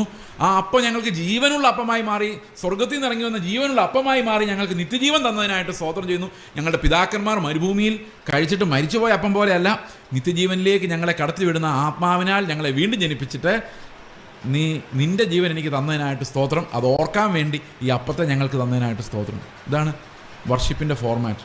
ആ വർഷിപ്പിനകത്ത് യാഗമുണ്ട്. ആരാധനയിൽ എന്തുണ്ട്? യാഗമുണ്ട്, യാഗത്തിൻ്റെ രക്തമുണ്ട്, പാപപരിഹാരമുണ്ട്, പിതാവിൻ്റെ അടുക്കിലേക്കുള്ള നമ്മുടെ ധാരാളമായ പ്രവേശനവുമുണ്ട്. ഓക്കെ, അപ്പോൾ ഞാൻ ഈ കാര്യങ്ങൾ ആരാധനയെ സംബന്ധിച്ച് ഓർമ്മിപ്പിച്ചതാണ്. നമുക്ക് ഈ ഈ ലൈഫിനെക്കുറിച്ച്, അതായത് ക്രിസ്ത്യൻ ലൈഫിനെക്കുറിച്ച് നമുക്ക് തുടർന്നും ചില കാര്യങ്ങൾ ചിന്തിക്കുവാൻ ഞാൻ ആഗ്രഹിക്കുന്നു. ഞാൻ നിങ്ങൾ പറഞ്ഞല്ലോ, നമ്മൾ ഇന്നലെ വരെയുള്ള കാര്യങ്ങൾക്ക് വേണ്ടി നന്ദി പറയുമ്പം, അല്ലെങ്കിൽ കഴിഞ്ഞ ഒരാഴ്ച വട്ടക്കാലം എന്ന് പറഞ്ഞ് നന്ദി പറയുമ്പോൾ നമുക്ക് സംഭവിക്കുന്ന ഒരു പ്രോബ്ലം എന്താണെന്ന് വെച്ച് കഴിഞ്ഞാൽ, നമ്മൾ ഒരിക്കലും കർത്താവിൻ്റെ രക്ഷയിലേക്ക് നോക്കുന്നില്ല. ഈ കണ്ണട നിങ്ങൾ ശ്രദ്ധിച്ചാൽ ഈ കണ്ണടയ്ക്ക് 2 ലെൻസ് ഉണ്ട്. കണ്ട ഒന്നും തോന്നുന്നില്ലെങ്കിൽ ഇതിന് മുകളിൽ ഒരു ലെൻസും താഴെ വേറെ ലെൻസാണ്. 2 പവറാണ്. ഈ മുകളിലത്തെ പവർ എന്ന് പറഞ്ഞാൽ എനിക്ക് ദൂരെയുള്ള വസ്തുക്കൾ കാണാൻ വേണ്ടിയുള്ളതാണ്. താഴത്തെ പവർ എന്ന് പറഞ്ഞാൽ അടുത്തുള്ള വസ്തുക്കളെ അടുത്തുള്ള വസ്തുക്കളെ കാണാൻ വേണ്ടിയുള്ളതാണ്. അപ്പോൾ ഈ താഴെ കൂടെ നോക്കിയാൽ എനിക്ക് വായിക്കാൻ പറ്റുള്ളൂ. ഓക്കെ, മുകളിൽ കൂടെ നോക്കിയാൽ എനിക്ക് ദൂരെയുള്ള കാര്യങ്ങൾ കാണാൻ പറ്റുള്ളൂ. ഈ ദൂരെയുള്ള കാര്യങ്ങൾ കാണാൻ പറ്റാത്തത് കൊണ്ട് നമ്മൾ വെക്കുന്ന ലെൻസിനെ നമ്മളതിന് ഷോർട്ട് സൈറ്റ് എന്നാണ് പറയുന്ന രോഗത്തെ, അല്ലേ? പിള്ളേർക്കെല്ലാം വരുന്ന ഷോർട്ട് സൈറ്റാണ്. ഒരു 40 വയസ്സ് കഴിയുമ്പോഴാണ് നമുക്ക് ഈ ലോങ് സൈറ്റ്, അല്ലെങ്കിൽ എന്താ പറയുന്നത്, ഈ എന്താണ് പറയുന്നത്, വെള്ളെഴുത്ത് എന്നൊക്കെ പറയുന്നത്. ഓക്കെ, നമുക്ക് ഈ കുഞ്ഞുങ്ങൾക്ക് വരുന്നതിനെക്കുറിച്ച് നമുക്ക് ചിന്തിക്കാം. അവർക്ക് അടുത്തുള്ളത് കാണാം, ദൂരെയുള്ളത് കാണാൻ പറ്റത്തില്ല. ഓക്കെ, ബോർഡിൽ എഴുതിയിരിക്കുന്ന കാണാൻ പറ്റുന്നില്ല, പുസ്തകത്തിൽ എഴുതിയിരിക്കുന്ന കുറച്ചൊക്കെ കാണാം. ഇതാണ് പിള്ളേർക്ക് വരുന്ന പ്രശ്നം. ദൂരെയുള്ളത് കാണാൻ പറ്റത്തില്ല. ശരിയല്ലേ? ഇതിനെ ആത്മീക കുരുടത്തരം എന്നാണ് 2 പത്രോസിൽ പറഞ്ഞിരിക്കുന്നത്. ഇതിനെ ഇന്നലെ ഉള്ളത് കണ്ടു, കഴിഞ്ഞ ആഴ്ച ഉള്ളത് കണ്ടു, കഴിഞ്ഞ വർഷം വരെ ഉള്ളത് കണ്ടു. പക്ഷേ 2000 വർഷങ്ങൾക്ക് മുമ്പ് കാൽവരി ക്രൂശിൽ കർത്താവ് നമുക്ക് വേണ്ടി മരിച്ചത് ഓർമ്മയില്ല. മുൻപോട്ട് നോക്കുമ്പോൾ അടുത്ത വർഷം കർത്താവ് നടത്തുമെന്നറിയാം, രോഗങ്ങളെ മാറ്റുമെന്നറിയാം. പക്ഷെ നിത്യസിംഹാസനത്തിൽ അവൻ്റെ കൂടെ നമ്മൾ ഇരുത്തുമെന്നുള്ള കാര്യം നമുക്ക് ഓർമ്മയില്ല. ഇത് പത്രോസിൻ്റെ ലേഖനത്തിൽ ഇങ്ങനെയാണ് പറയുന്നത്. 2 പത്രോസ് 1-ാം അധ്യായം അതിൻ്റെ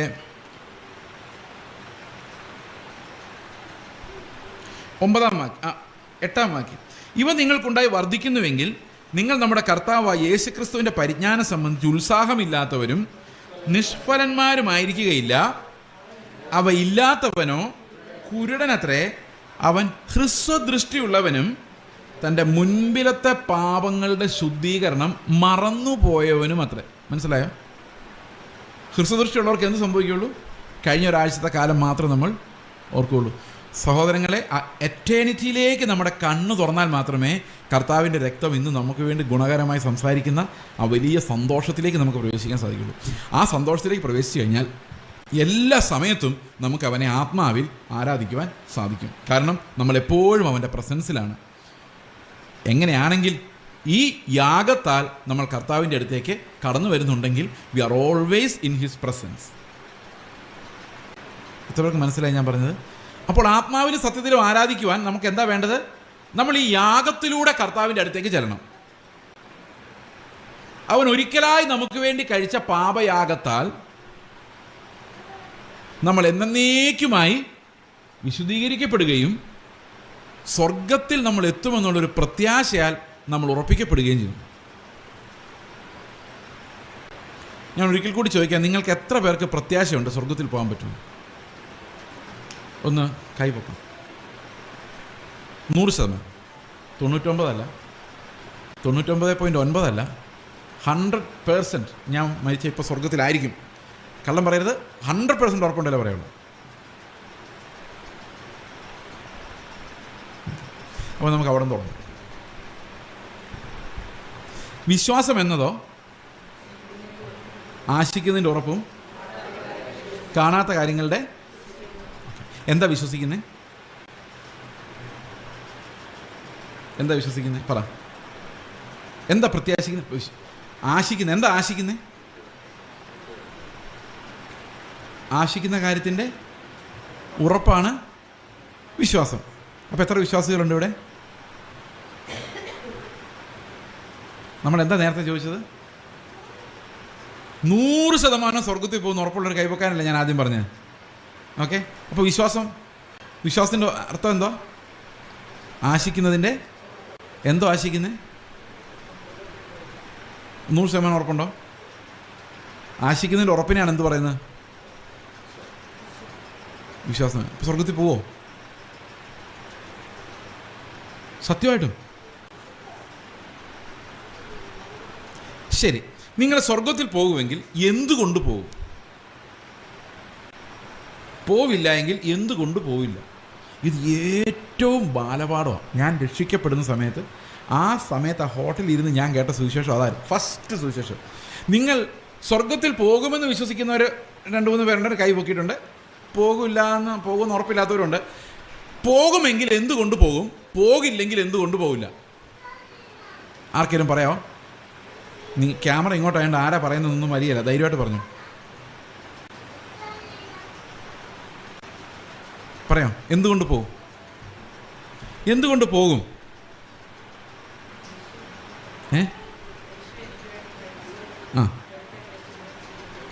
കറക്റ്റ്, അത്രയേ ഉള്ളൂ. കർത്താവ് എനിക്ക് പകരം മരിക്കുകയും പുനരുത്ഥാനം ചെയ്യുകയും ചെയ്തതുകൊണ്ട് അവൻ എന്നെ കൊണ്ടുപോകുമെന്ന് ഞാൻ വിശ്വസിക്കുന്നു. കാരണം അത് അവൻ്റെ വാഗ്ദത്തമാണ്. ഈ വാഗ്ദത്തത്തിലാണ് ഞാൻ വിശ്വസിക്കുന്നത്. ഇതുകൊണ്ടാണ് ഞാൻ പോകുന്നു പറയുന്നത്. എന്നിലേക്ക് നോക്കിയിട്ടല്ല. എന്നിലേക്ക് നോക്കിയാൽ പോകാനുള്ളൊരു ഗുണവും ഇല്ല. പക്ഷെ നമുക്ക് പോകുമെന്നുള്ളൊരു പ്രത്യാശ വരണമെങ്കിൽ നമ്മൾ ആരിലേക്ക് നോക്കണം? നമ്മളുടെ വാക്ക് പറഞ്ഞ ആളെ നമ്മൾ വിശ്വസിക്കണം. എന്താ വാക്ക് പറഞ്ഞേക്കുന്നത്?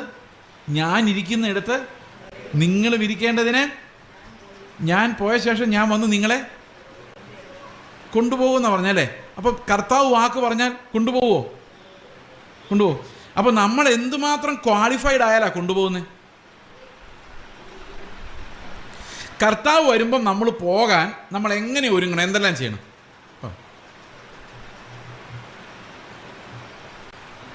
ഇനി ഞാൻ പറയാം, ഈ പോകൂല്ല എന്ന് പറഞ്ഞവർ എന്തുകൊണ്ട് അങ്ങനെ പറഞ്ഞതെന്ന് നോക്കുമ്പം ശരിയായിട്ടില്ല, ഇനിയും കുറച്ചുകൂടെ നന്നാകാനുണ്ടെന്നുള്ള വിനയം കൊണ്ട് പറഞ്ഞതാ. അല്ലേ? അല്ലേ? വിനയം കൊണ്ട് പറഞ്ഞല്ലേ. ഇനി നമുക്ക് എങ്ങനെയാണ് ഈ കർത്താവ് ഈ പ്രത്യാശ നമുക്ക് തരുന്നതെന്ന് നമുക്ക് നോക്കാം. ഓക്കെ, എബ്രായ ലേഖനം 6-ാം അധ്യായത്തിൻ്റെ 18-ാം വാക്യം മുതൽ നമുക്കൊന്ന് വായിക്കാം. എബ്രായ ലേഖനം 6-ാം അധ്യായത്തിൻ്റെ 18 മുതൽ.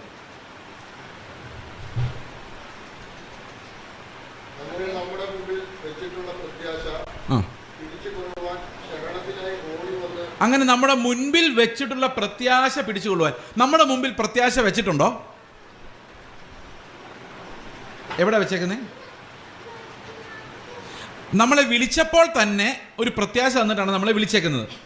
അതുകൊണ്ടാണ് എഫേസ്യ ലേഖനം 1:17 പറയുന്നത്, നിങ്ങളെ വിളിച്ച വിളിയാലുള്ള ആശ. എന്തിനാ നമ്മളെ വിളിച്ചേക്കുന്നത്? നിങ്ങളെ വിളിച്ച വിളിയാലുള്ള ആശ. അപ്പൊ വിളിയിൽ തന്നെ എന്തുണ്ട്? ഒരാശയുണ്ട്. ശരിയാണോ? ഇനി എഫേസ്യർ 4:4 നോക്കിക്കേ. എഫേസ്യർ 4:4.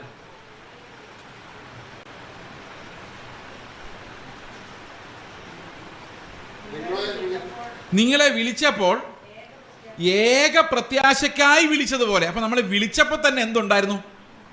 നമ്മുടെ മുൻപിൽ ഒരു പ്രത്യാശ വെച്ചിട്ടുണ്ടായിരുന്നു. അല്ലേ? ഓ, നിങ്ങളൊന്ന് തലയാട്ടുന്നു. ഉണ്ടായിരുന്നോ? ഓക്കെ.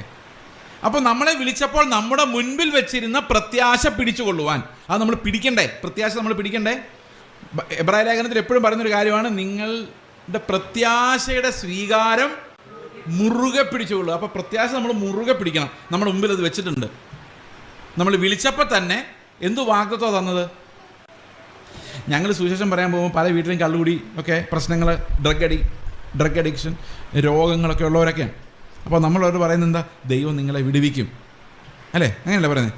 രോഗം സൗഖ്യമാക്കും, പ്രാർത്ഥിക്കും എന്നാ പറയുന്നത്. അത് സൗഖ്യമാക്കുമെന്നുള്ളൊരു വിളിയാണ്. അത് ഞാൻ വിളിക്കുന്നത് അങ്ങനെയായിരിക്കും.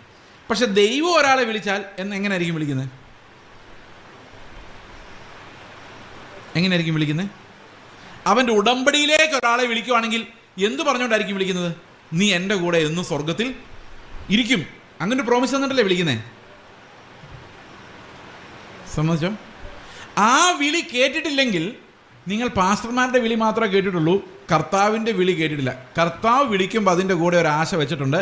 അതെല്ലാവർക്കും ഒരേ ആശയാണ്, ഞാൻ മരിച്ചാലും ജീവിക്കും, സ്വർഗത്തിൽ കർത്താവിൻ്റെ കൂടെ എന്നേക്കും വാഴും. ഈ ആശ തന്നിട്ടാണ് കർത്താവ് എല്ലാവരെയും വിളിക്കുന്നത്. മനസ്സിലായോ? അപ്പോൾ നമ്മുടെ മുൻപിൽ എന്ത് വെച്ചിട്ടുണ്ട്? പ്രത്യാശ വെച്ചിട്ടുണ്ട്. ഇപ്പോൾ കർത്താവ് നമ്മളെ വിളിക്കുമ്പം രാവിലെ അമ്മ വിളിക്കുകയാണ്, എടാ എഴുന്നേറ്റ് വാടാ, സമയം 9 മണിയായി. അപ്പം ബ്രേക്ക്ഫാസ്റ്റ് എവിടെ വെച്ചിട്ടുണ്ട്? ടേബിളിൽ വെച്ചിട്ടുണ്ട്. അപ്പോൾ വിളിക്കുമ്പോൾ എന്തുണ്ട് ഫ്രണ്ടിൽ? ബ്രേക്ക്ഫാസ്റ്റ് ഉണ്ട്. അപ്പോൾ കർത്താവ് വിളിക്കുമ്പം മുമ്പിൽ എന്താ വെച്ചേക്കുന്നത്? പ്രത്യാശ വെച്ചിട്ടുണ്ട്.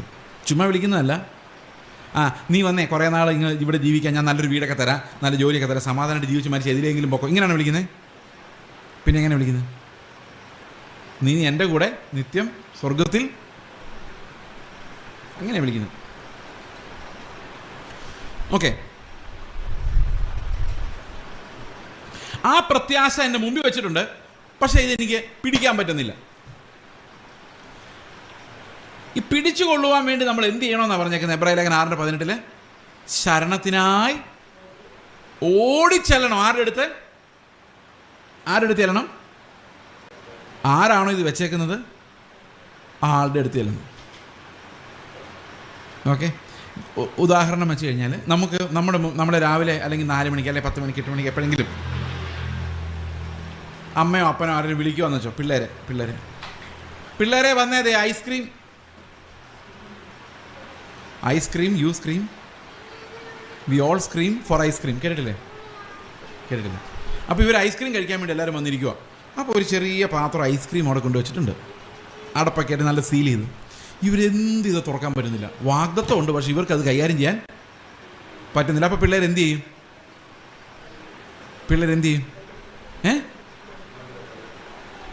വേണ്ടാന്ന് വെച്ച് പോവോ?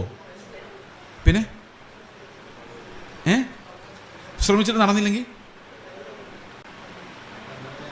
എന്ത് ചെയ്യും? അപ്പനോട് തന്നെ ചോദിക്കല്ലേ, ഇതൊന്ന് തുറന്നു തരാമോ ചോദിക്കില്ലേ? അല്ലേ? അപ്പോൾ നമ്മുടെ മുമ്പിൽ പ്രത്യാശ വെച്ചിട്ടുണ്ട്, നമുക്കിത് ഉപയോഗിക്കാൻ പറ്റുന്നില്ല, നമുക്കിത് കിട്ടുന്നില്ല. അപ്പോൾ നമ്മൾ എങ്ങോട്ട് ശരണത്തിനായി ഓടി ചെല്ലണം? ഇത് വെച്ച ആളുടെ അടുത്തേക്ക് തന്നെ ഓടി ചെന്നിട്ട് പറയണേ, ശരണത്തിനായി ഓടി ചെല്ലണം. നമ്മുടെ മുമ്പിൽ വെച്ചിരിക്കുന്ന പ്രത്യാശ പിടിച്ചുകൊള്ളുവാൻ ശരണത്തിനായി ഓടി വന്ന നാം മാറിപ്പോകാത്തതും ദൈവത്തിന് ഭോഷ്ക് പറയാൻ കഴിയാത്തതുമായ 2 കാര്യങ്ങളാൽ ശക്തിയുള്ള പ്രബോധനം പ്രാപിക്കാനിട വരുന്നത്. അപ്പം നമ്മൾ പോയി കർത്താവിൻ്റെ അടുത്തേക്ക്, കർത്താവ് എനിക്കൊരു പ്രത്യാശം തോന്നുന്നില്ല എന്ന് പറയുമ്പോൾ നമുക്ക് എന്താ കിട്ടുന്നത്? മാറിപ്പോകാത്തതും ദൈവത്തിന് ഭോഷ്ക് പറയുവാൻ കഴിയാത്തതുമായ 2 കാര്യങ്ങളാൽ ശക്തിയുള്ള പ്രബോധനം പ്രാപിക്കുവാൻ ഇടവരുന്നു. അപ്പോൾ ദൈവം നമുക്കൊരു പ്രബോധനം തരും. അന്ന് പറഞ്ഞാൽ ദൈവം നമുക്ക് ഉറപ്പിച്ചു തരും. എങ്ങനെ അത് ഉറപ്പിച്ചു തരുന്നത്? ഒരിക്കലും മാറിപ്പോകാത്ത ആണയോടുകൂടിയുള്ള 2 കാര്യങ്ങളാൽ നമുക്ക് ഈ പ്രത്യാശയെ ദൈവം ഉറപ്പിച്ചു തരും. മനസ്സിലായോ?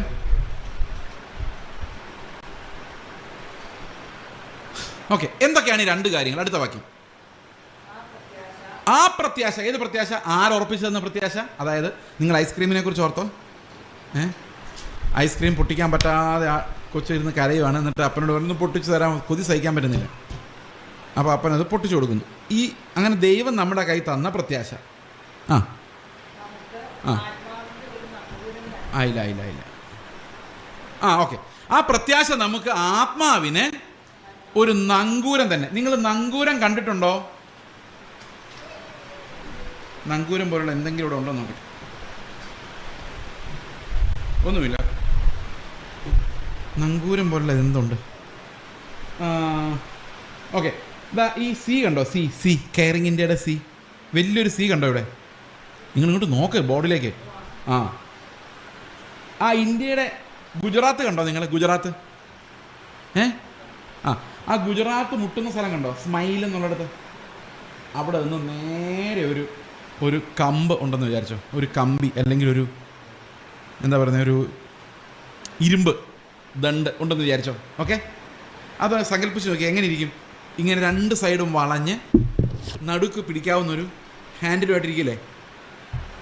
മനസ്സിലായോ? ഇവിടുത്തെ സ്വിച്ച് ആങ്കറിൻ്റെ സ്വിച്ച് ആണെങ്കിൽ അതിനകത്ത് കാണും ആ പിക്ചർ. എനിക്കിപ്പോൾ ഓർക്കാൻ പറ്റുന്നുണ്ടോ അതെങ്ങനെയാണ്? ഇങ്ങനെ വന്നിട്ട് ഇങ്ങനെ 2 സൈഡിലേക്ക് ഹുക്കുള്ള സാധനമാണ് ഈ ആങ്കർ എന്ന് പറയുന്നത്. അത് മലയാളത്തിൽ പറയുന്നതാണ് നങ്കൂരം. അപ്പോൾ ഈ കപ്പൽ നങ്കൂരിടുമ്പോൾ എന്ത് സംഭവിക്കണം? ഇതിൻ്റെ 2 ഹുക്കും പാറയുടെ ഇടയിലോട്ട് പോയി ഉടക്കി കഴിഞ്ഞാൽ അത് നല്ല ബലമായിരിക്കും. സംബന്ധിച്ചോ, ഒരു ഹുക്ക് ഉടക്കിയാലോ ബലമുണ്ട്, പക്ഷെ പോരാ. കാരണം ചിലപ്പോൾ ഡയറക്ഷൻ മാറിപ്പോയാൽ അതിങ്ങ് പോരും. അപ്പോൾ ഒരു പാറയുടെ ഇടയ്ക്ക് പോയിട്ട് ഇത് 2ഉം കൂടെ ഹുക്കായാൽ എന്ത് സംഭവിക്കും? അവിടെ ഉറപ്പുണ്ടല്ലേ? അപ്പോൾ എത്ര ഹുക്കുണ്ട്? അപ്പോൾ നമുക്ക് എന്ന പ്രത്യാശയ്ക്ക് എത്ര ഹുക്കുണ്ട്? 2 ഹുക്കുള്ളൊരു പ്രത്യാശ ദൈവം നമുക്ക് തന്നിട്ടുണ്ട്, നങ്കൂരം പോലെ.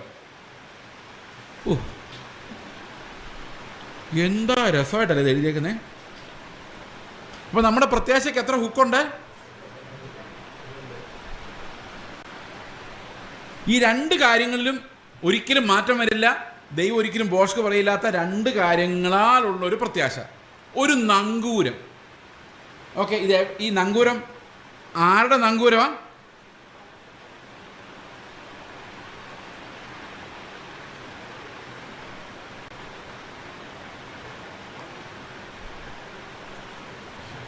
ആരുടെ നങ്കൂരമാ?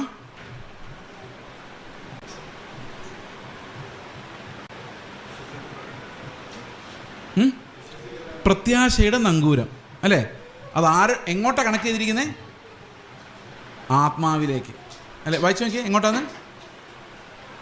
ശരിക്കും പറഞ്ഞാൽ അത് ആങ്കർ ഓഫ് അവർ സോൾ എന്നാണ്. ശരിക്കും പറഞ്ഞാൽ നമ്മുടെ നമ്മളിലേക്ക്.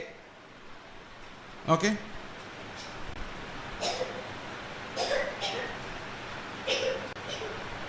അപ്പം നമ്മളിലേക്ക് വരുന്ന ഹുക്കിനെയാണ് നമ്മൾ എന്തോ പറയുന്നത്?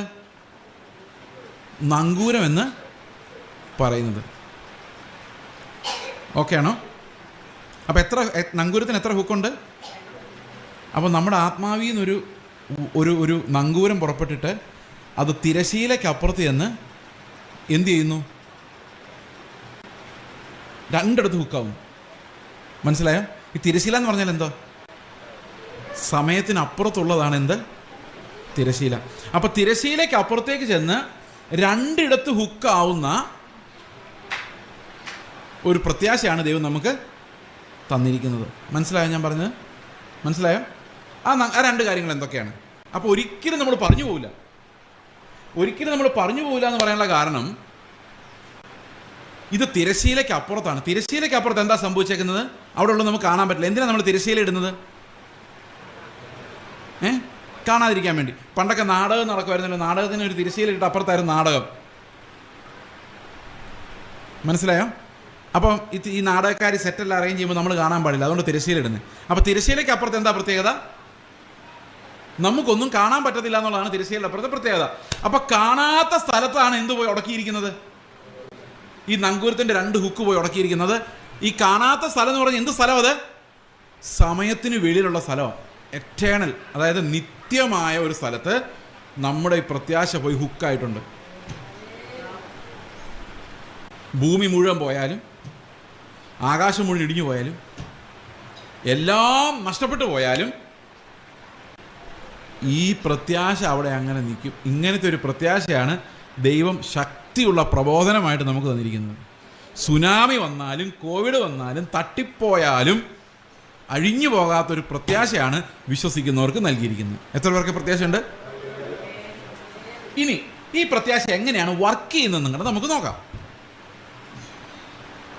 ഓക്കെ,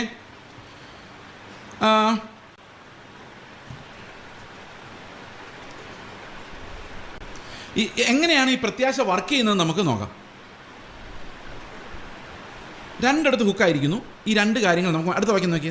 അത് നിശ്ചയവും സ്ഥിരവും തിരശീലയ്ക്കകത്തേക്ക് കടക്കുന്നതുമാകുന്നു. അടുത്ത വാക്യം. അവിടെ ആ തിരശീലയ്ക്ക് അപ്പുറത്ത് എന്താ ഉള്ളതെന്ന് നോക്കി. യേശു മൽക്കീസദേക്കിന്റെ ക്രമപ്രകാരം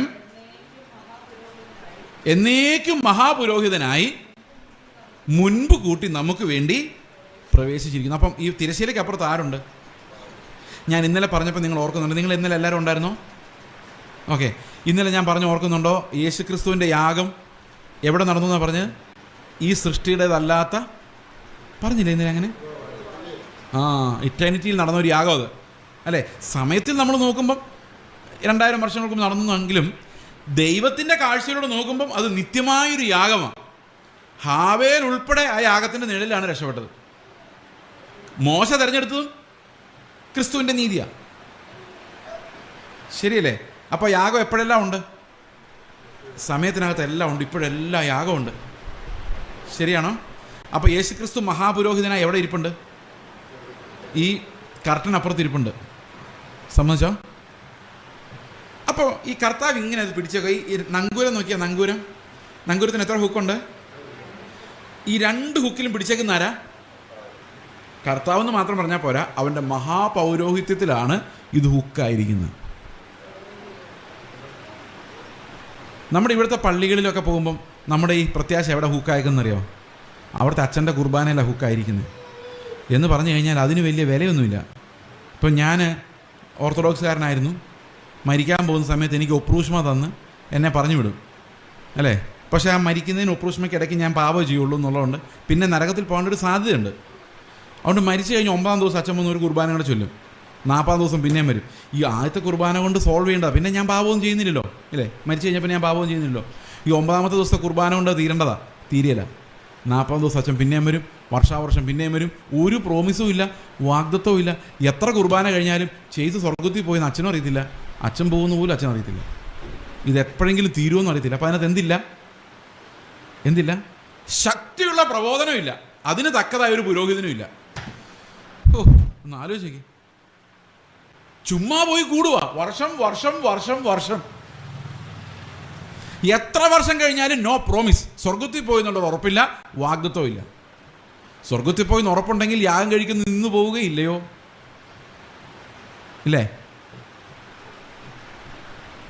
അങ്ങനെയല്ലേ ബൈബിൾ പറഞ്ഞിരിക്കുന്നത്? ഇത് വർക്കായി എന്ന് പറഞ്ഞു കഴിഞ്ഞാൽ ഞങ്ങൾ വിശ്വസിക്കുന്ന വർക്കായി എന്നാന്ന് പറഞ്ഞു കഴിഞ്ഞാൽ പറ്റില്ല. പിന്നെ യാഗം കഴിക്കരുത്. വർക്കായി പോയി പിന്നെ അയാൾ സ്വർഗത്തിൽ പോയാൽ പിന്നെ അയാൾ പാപം ചെയ്യാൻ പിന്നെ ജീവിച്ചിരിക്കുന്നില്ല. പിന്നെ എന്തിനാ അയാൾക്ക് വേണ്ടി യാഗം കഴിക്കുന്നു? ഒരു പ്രോമിസും ഇല്ല. നിങ്ങൾ ലോകത്തിൽ ഏത് മതത്തിലേക്ക് നോക്കിയാലും ഈ രക്ഷയുടെ വാഗ്ദത്വം അവിടെയെങ്ങും ഇല്ല.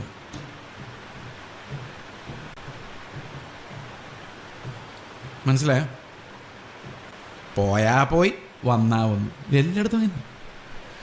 അത് ഹിന്ദു ആയാലും മുസ്ലിം ആയാലും ലോകത്തിൽ ഏത് മതമായാലും ഈ പ്രത്യാശയുടെ നങ്കൂരം എന്ന് പറഞ്ഞൊരു സാധനം ഈ യേശുക്രിസ്തുവിൻ്റെ ഏകയാഗത്താൽ മാത്രമേ ഉണ്ടായിട്ടുള്ളൂ. വേറൊരു മതത്തിലും അത് ഉണ്ടായിട്ടില്ല.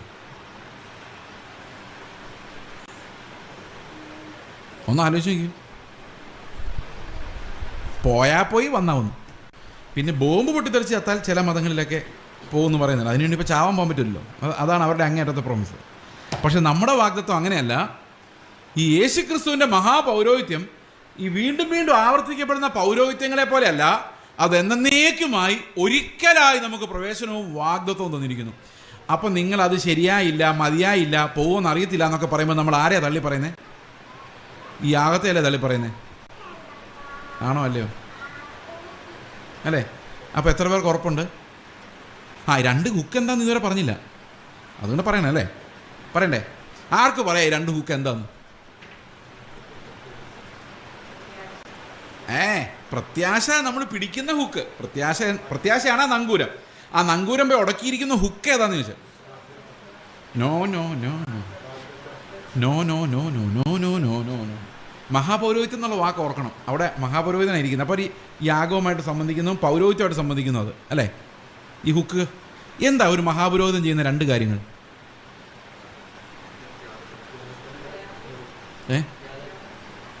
ഒന്ന് യാഗം കഴിക്കുന്നു, ഓഫ് കോഴ്സ്. അതായത് പാപങ്ങൾക്ക് വേണ്ടിയുള്ള യാഗം കഴിക്കുന്നു. അപ്പോൾ കർത്താവ് എന്ത് ചെയ്തിട്ടുണ്ട്? നമ്മുടെ പാപങ്ങളെല്ലാം ക്ഷമിച്ചിട്ടുണ്ട്. ഓക്കെ ആണോ? നാളെ ചെയ്യാൻ പോകുന്ന പാപം എല്ലാം തീർന്നു. എന്നാൽ പാപം ചെയ്യാം. അങ്ങനെ പറ്റില്ല. അങ്ങനെയല്ല അത്. ഞാനതിന് പണ്ടൊരു കഥ പറഞ്ഞിട്ടുണ്ട്. ഇത് ഈ ലൈവായതുകൊണ്ട് പറയാൻ പറ്റില്ല. അത് പറയരുതെന്ന് അയാൾ പറഞ്ഞിട്ടുണ്ട്. അതുകൊണ്ട് ഞാനൊരു പൊതുവായിട്ടൊരു രീതി പറയാം. ഓക്കെ?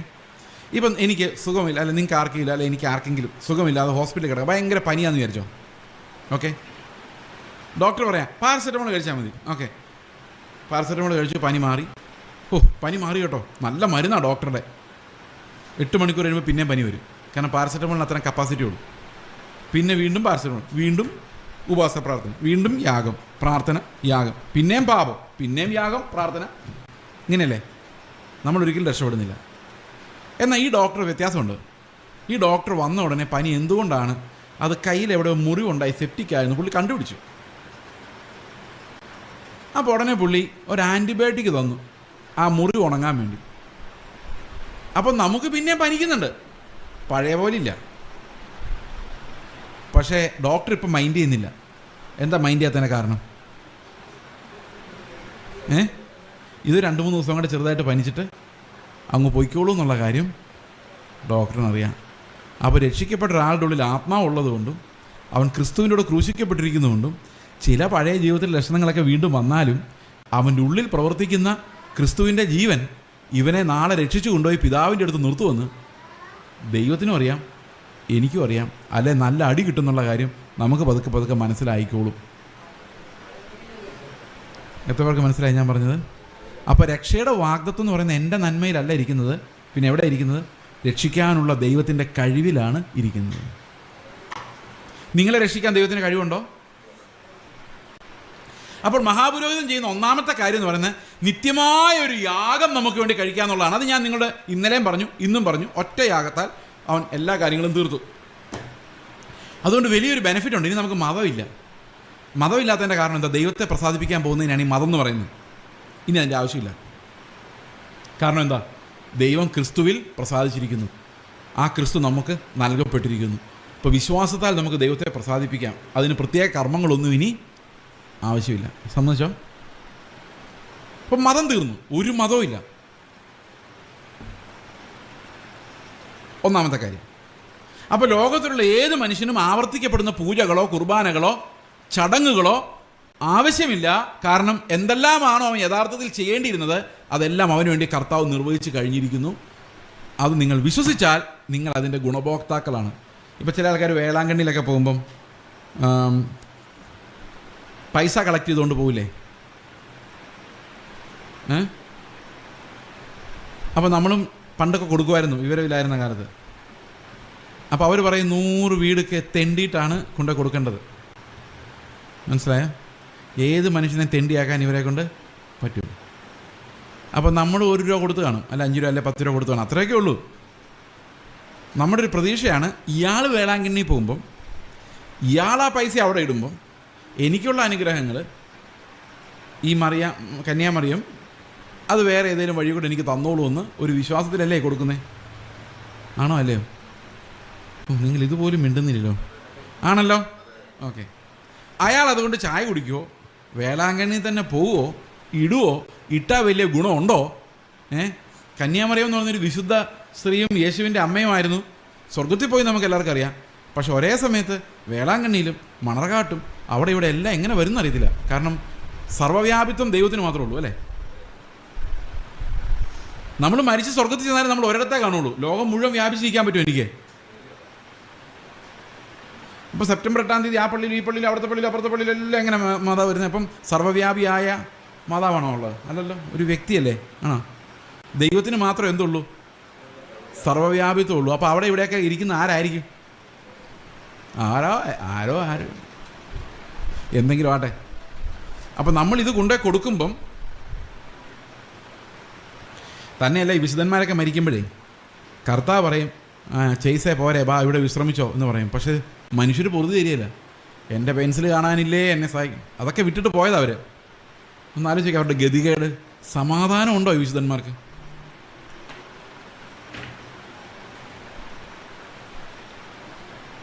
ഓക്കെ. അപ്പോൾ ഒരു മിനിറ്റ്. അപ്പോൾ ഈ എന്താ ഞാൻ പറഞ്ഞു വന്നേ, ഈ 2 യാഗങ്ങളിൽ ഒന്നാമത്തെ കാര്യം എന്ന് പറയുന്നത് കർത്താവ് നമുക്ക് വേണ്ടി കഴിച്ച യാഗമാണ്. അത് പെർഫെക്റ്റ് ആയിട്ട് എന്നേക്കുമായിട്ട് നമുക്ക് വേണ്ടി പാപപരിഹാരം വരുത്തി. ഇനി മതമില്ല. ഇനി ഏത് മനുഷ്യനും ആ യാഗത്തിൽ വിശ്വസിച്ചാൽ മതി, എനിക്ക് പകരം കർത്താവ് മരിച്ചു എന്ന് പറഞ്ഞു കഴിയുമ്പം എൻ്റെ പാപങ്ങളെല്ലാം അതിനകത്ത് എന്നേക്കുമായി സോൾവായി. ഇപ്പം ഞാൻ നാളെ ചെയ്യാൻ പോകുന്ന പാപത്തിനും ചെയ്യാൻ പോകുന്നില്ല. ഇനി അഥവാ വന്നാലും ഈ പാപത്തിന് എനിക്ക് എങ്ങോട്ട് ചെന്നാൽ മതി? ഈ ഒരൊറ്റ യാഗത്തിലേക്ക് ചെന്നാൽ മതി. അത് അന്നേരവും ഗുണകരമായിട്ട് ഞാൻ തിരിച്ച് കർത്താവിൻ്റെ അടുത്തേക്ക് ഏത് സമയത്ത് നമുക്ക് ചെല്ലാം. എത്ര പേർക്ക് വാഗ്ദത്തത്തിൽ ഉറപ്പുണ്ട്?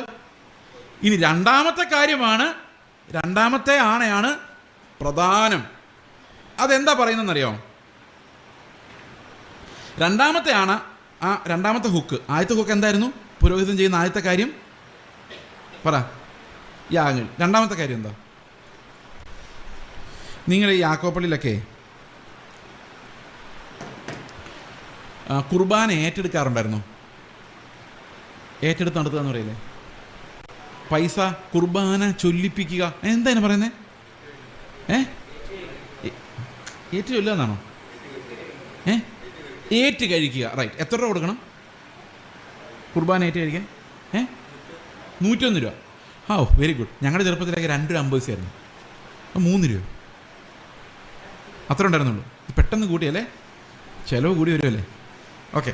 അപ്പോൾ ഈ 3 രൂപ അല്ലെങ്കിൽ 101 രൂപ കൊടുക്കുന്ന ആളുടെ പേരെല്ലാം അച്ഛൻ എഴുതി വെച്ചിട്ട്, അങ്ങനെയൊക്കെ വിചാരിക്കുന്നത് ഞാൻ, ഈ മദ്ബഹായിൽ അച്ഛൻ ഇങ്ങനെ കമന്ന് കിടക്കുമ്പം, കർത്താവെ ഈ ചെയ്സ് 101 രൂപ തന്നിട്ടുണ്ട്, അവനും കൂടെ വേണ്ടിയാണ്, അവന് പ്രത്യേക ഒരു അനുഗ്രഹം കൊടുത്തേക്കണമെന്ന് പറയുമോ?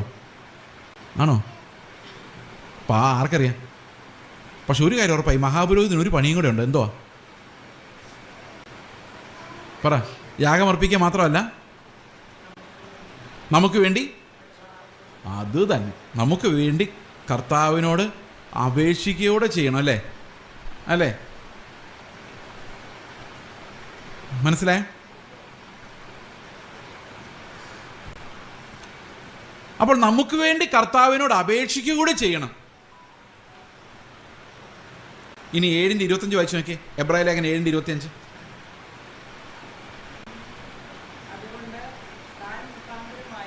ആ ആ ആ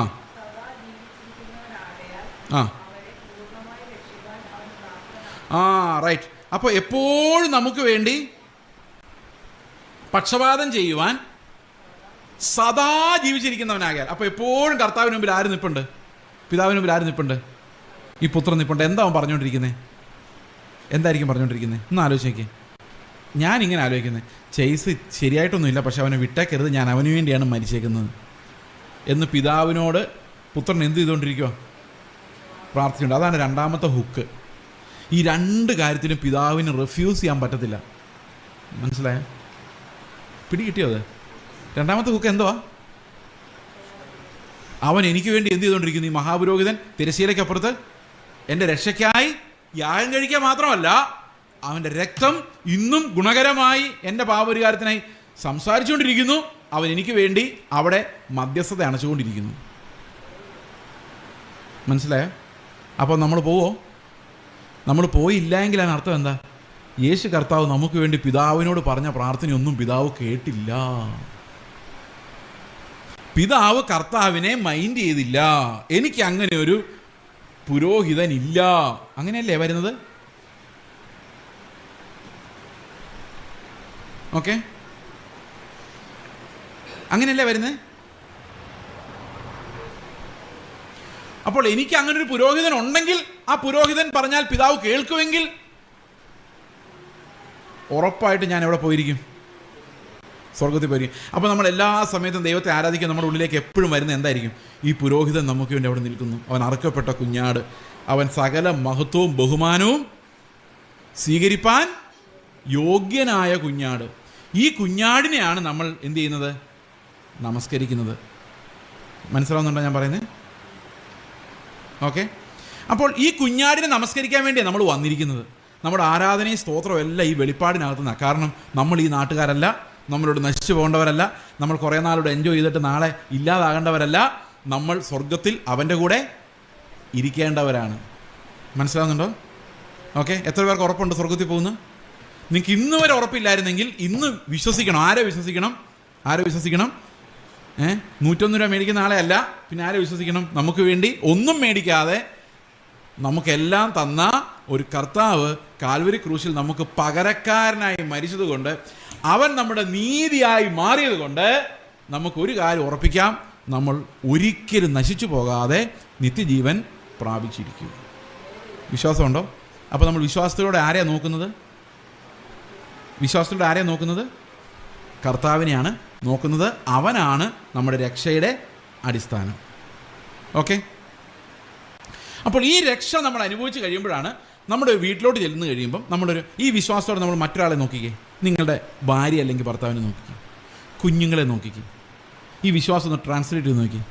എൻ്റെ കുഞ്ഞുങ്ങൾ എത്ര വഷളരായി കാണപ്പെട്ടാലും അവരുടെ ഉള്ളിൽ കർത്താവ് ഉണ്ടെങ്കിൽ അവരെ ദൈവം നന്നാക്കി എടുത്തോളും. അപ്പോൾ നമ്മളെല്ലാവരും ഈ സ്വർഗത്തിലേക്കുള്ള ഓട്ടത്തിൻ്റെ ഏതോ ഒരു ഷേപ്പിൽ, ഒരു ഗ്യാരാജിൽ കുറേ വണ്ടികൾ കിടപ്പുണ്ടെന്ന് വിചാരിച്ചോ. ഓക്കെ, ഈ വണ്ടികളിൽ പല ഷേപ്പിലായിരിക്കും. ചിലതിൻ്റെ ടയർ ഊരി വെച്ചിരിക്കുമായിരിക്കും, ചിലതിൻ്റെ എഞ്ചിൻ അഴിച്ച് വെച്ചിരിക്കുമായിരിക്കും. ഇന്നലെ ഒരു ബൈക്ക് വന്നിരിച്ച് എൻ്റെ വണ്ടിയുടെ പുറകിലുള്ള മഡ്ഗാർഡ് ഇളകിയിരിക്കുക. ചെറിയ പണിയാണ്, അതും ചെയ്യാനുള്ള വണ്ടികളും കാണും. നമ്മളെല്ലാവരും ഈ കർത്താവിൻ്റെ വർക്ക്ഷോപ്പിൽ പണി തീർക്കാൻ വേണ്ടി ഇട്ടിരിക്കുന്ന കാറുകളെ പോലെയാണ്. ഞാൻ ഒരാളെ നോക്കി, അവൻ കുറേ പണി ബാക്കിയുണ്ടല്ലോ, അയ്യേ എന്ന് പറയാൻ പാടില്ല. കാരണം നമ്മളെല്ലാവരും ആരുടെ കയ്യിലാണ്? കർത്താവിൻ്റെ കയ്യിൽ. അപ്പോൾ നമുക്ക് ആരെയും വിധിക്കാൻ പാടില്ല, പക്ഷേ വിവേചിക്കണം.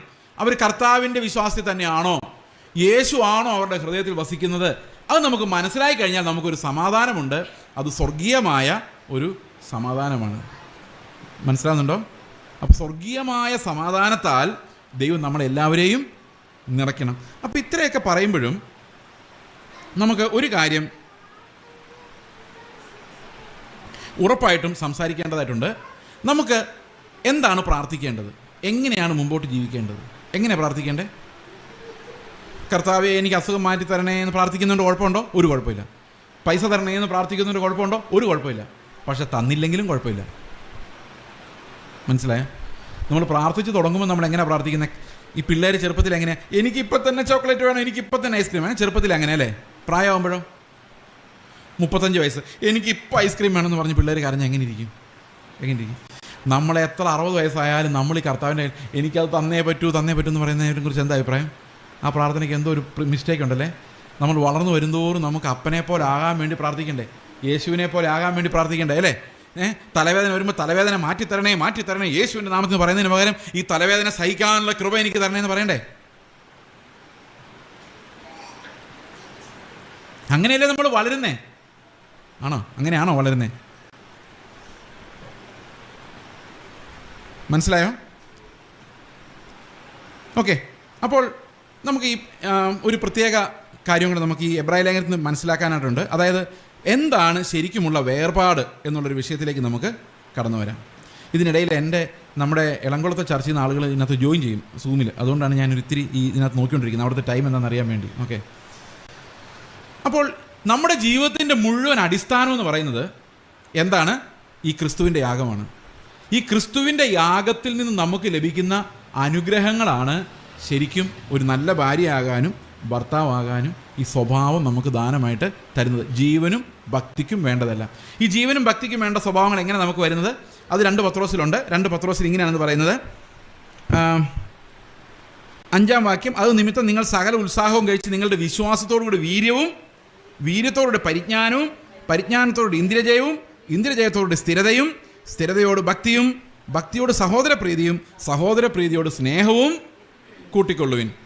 ഓക്കെ, അപ്പോൾ ഇങ്ങനെ സ്നേഹം വന്ന് നിറയുമ്പോഴാണ് നമുക്ക് എന്ത് സംഭവിക്കുന്നത്? ഈ ക്രിസ്തുവിൻ്റെ സ്വഭാവമുള്ളവരായിട്ട് നമ്മൾ ആൾക്കാർ കാണുന്നത്. സഹോദരപ്രീതി കാണുമ്പോൾ ക്രിസ്തുവിൻ്റെ സ്വഭാവമുള്ളതെന്ന് തോന്നുമോ? ഇല്ല അല്ലേ? അത് ഒത്തിരി പേർക്കുണ്ടല്ലോ സഹോദരപ്രീതി. പക്ഷെ ഒരാളിൽ സ്നേഹം വന്നു കഴിയുമ്പോഴാണ് അവൻ ക്രിസ്തുവിൻ്റെ ആളാണല്ലോ എന്ന് നമുക്ക് മനസ്സിലാകുന്നത്. ഓക്കെ, പിടികിട്ടുന്നുണ്ടോ? അപ്പോൾ എത്ര പേര് സ്വർഗത്തിൽ പോവും? സ്വർഗത്തിൽ പോകുന്നവരെല്ലാം കൈ ഉയർത്തി കർത്താവിനെ സ്തോത്രം ചെയ്തു. ഞാൻ 2 കൈ ഉയർത്തിയല്ലേ? നിങ്ങളെല്ലാവരും ഉയർത്തിയോ? പിള്ളേർക്ക് വിശ്വാസമുണ്ടോ? സ്വർഗത്തിൽ പോവോ? പിള്ളേരെല്ലാം നേരത്തെ റെഡിയാ അല്ലേ? ഇപ്പം കർത്താവ് ഏത് സമയത്തും വന്നാൽ പോകാൻ ധൈര്യമുള്ളവരായിട്ട് അവൻ്റെ സന്നിധി നിൽക്കുവാൻ ദൈവം നമ്മളെ സഹായിക്കുമാറാകട്ടെ. നമുക്ക് 1-2 വേദഭാഗങ്ങൾ കൂടെ ഇതുമായിട്ട് അനുബന്ധിച്ച് നമുക്ക് വായിക്കാം. നമ്മുടെ ലൈഫിൻ്റെ പ്രത്യേകതകൾ എന്തൊക്കെയാണ് നമുക്ക് നോക്കാം. ഓക്കെ, ഒരു മിനിറ്റ്.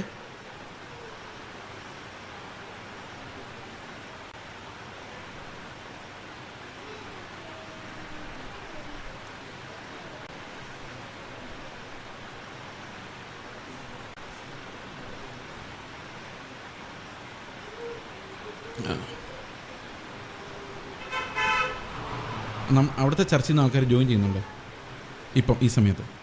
ഈ സൂമിൽ വരും. ഞാൻ അവരോടും കൂടെ ഇനി സംസാരിക്കും 15 മിനിറ്റ്.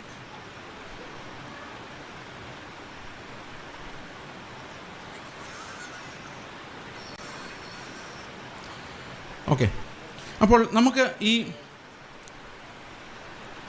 അപ്പോൾ ക്രിസ്തുവിൻ്റെ ജീവൻ നമ്മളിൽ വ്യാപരിക്കുന്നതാണ് എന്ത് ശരിക്കുമുള്ള നമ്മുടെ ലൈഫിൻ്റെ അടിസ്ഥാനം എന്ന് പറയുന്നത്. അപ്പോൾ രണ്ട് രീതിയിലാണ് നമ്മൾ ഇതിനെക്കുറിച്ച് മനസ്സിലാക്കേണ്ടത്. ഒന്ന്, നമുക്കൊരു ജഡശരീരമുണ്ട്. ഈ ജഡശരീരം എപ്പോഴും നമ്മളെ പാപത്തിനായി നിർബന്ധിച്ചുകൊണ്ടിരിക്കും, അല്ലേ? പാപ സ്വഭാവങ്ങൾ, ദേഷ്യം, വൈരാഗ്യം, സ്നേഹമില്ലായ്മ, ഇതെല്ലാം നമ്മുടെ ഉള്ളിലേക്ക് വന്നുകൊണ്ടേയിരിക്കും. എന്നാൽ അതേ സമയത്ത് ഇതിനെ എതിർക്കാൻ വേണ്ടി നമ്മൾ മതത്തിൻ്റെ ചിട്ടകൾ ഉപയോഗിക്കുമ്പോൾ നമ്മുടെ ജഡ മനസ്സ് സ്ട്രോങ് ആവും. ജഡശരീരമുണ്ട്, പിന്നെ എന്തുണ്ട്? ജഡ മനസ്സുണ്ട്. ഇത് രണ്ടും സ്ട്രോങ് ആവും. ഇതിലൂടെ ഒന്നുമല്ല നമ്മൾ ജയിക്കുന്നത്. നമ്മൾ ജയാളികളാകുന്നത് ക്രിസ്തുവിൻ്റെ ജീവൻ നമ്മളിൽ വസിക്കുന്നതുകൊണ്ടാണ്. ഈ ക്രിസ്തുവിൻ്റെ ജീവൻ നമ്മളിൽ എങ്ങനെയാണ് വസിക്കുന്നത്? ഓരോ സമയത്തും നമ്മൾ എങ്ങനെയാണ് ജീവിക്കേണ്ടതെന്നുള്ള കാര്യം ആത്മാവ് നമുക്ക് പറഞ്ഞു തന്നുകൊണ്ടേയിരിക്കുന്നു. ആത്മാവ് അങ്ങനെ നമുക്ക് പറഞ്ഞു തരുന്നതിലൂടെയാണ് നമ്മൾ പഠിക്കുന്നത്. പാപത്തെക്കുറിച്ചും നീതിയെക്കുറിച്ചും ന്യായവിധിയെക്കുറിച്ചും ദൈവത്തിൻ്റെ ആത്മാവ് നമുക്ക് പറഞ്ഞു തന്നുകൊണ്ടിരിക്കും. ഏറ്റവും വലിയ റെവലേഷൻ എന്താണെന്ന് അറിയാം? ആത്മാവ് നമ്മുടെ ആത്മാവോട് സംസാരിക്കുന്നത് ഏറ്റവും വലിയ റെവലേഷൻ നീ എൻ്റെയാണ് എന്നുള്ള റെവലേഷനാണ്. എല്ലാ സമയത്തും നമ്മുടെ ആത്മാവ് കേൾക്കുന്നൊരു ശബ്ദമുണ്ട്. എന്താണ്? നീ എൻ്റെ സ്വന്തമാണ്, ഞാൻ നിനക്ക് വേണ്ടിയാണ് മരിച്ചത്, നീ എൻ്റെയാണ്, ഞാൻ നിന്നൊരിക്കലും കൈവിടുകയില്ല എന്ന് ആരോടാണ് പറയുന്നത്? പരിശുദ്ധാത്മാവ് നമ്മുടെ ആത്മാവിനോട് എപ്പോഴും സംസാരിച്ചു കൊണ്ട് നിൽക്കുന്നു. നിങ്ങൾ കേൾക്കുന്നുണ്ടോ ആ ശബ്ദം? അത് വാഗ്ദത്തങ്ങളുടെ ശബ്ദമാണ്. മനസ്സിലായോ? ഈ ശബ്ദം ഒരാൾ കേട്ട് കഴിഞ്ഞാൽ ഈ ആത്മാവിൽ നമ്മൾ കേൾക്കുന്ന ഒന്നും നമുക്ക് ഒരിക്കലും മറന്നുപോകില്ല. ബുദ്ധിയിൽ കേൾക്കുന്ന എല്ലാം മറന്നുപോകും. മനസ്സിലാകുന്നുണ്ടോ? ഈ അന്യഭാഷയെക്കുറിച്ച് നിങ്ങൾ കേട്ടു? നിങ്ങൾ അന്യഭാഷ പറയുന്നവരുണ്ടോ ഇവിടെ? ഈ അന്യഭാഷ പറയുമ്പം ആത്മീക വർധന വരുന്നത് എങ്ങനെയാണെന്നറിയാമോ? ആത്മീക വർധന എന്ന് പറഞ്ഞാൽ ഈ ആത്മാവ്, ദൈവത്തിൻ്റെ ആത്മാവ് നമുക്ക് ബുദ്ധി കൊണ്ട് മനസ്സിലാക്കാത്ത കാര്യങ്ങൾ നമ്മുടെ ആത്മാവിനോട് കമ്മ്യൂണിക്കേറ്റ് ചെയ്യും. പിന്നെ ഏതെങ്കിലുമൊക്കെ സമയത്ത് അത് പ്രയോജനപ്പെടും. ഇത് ചർച്ചിൽ ഇങ്ങനെ ഉറക്കെ പറയാനുള്ളതല്ല, അത് നമുക്ക് പേഴ്സണലി ആത്മീക വർധന വരുത്താനുള്ളതാണ്.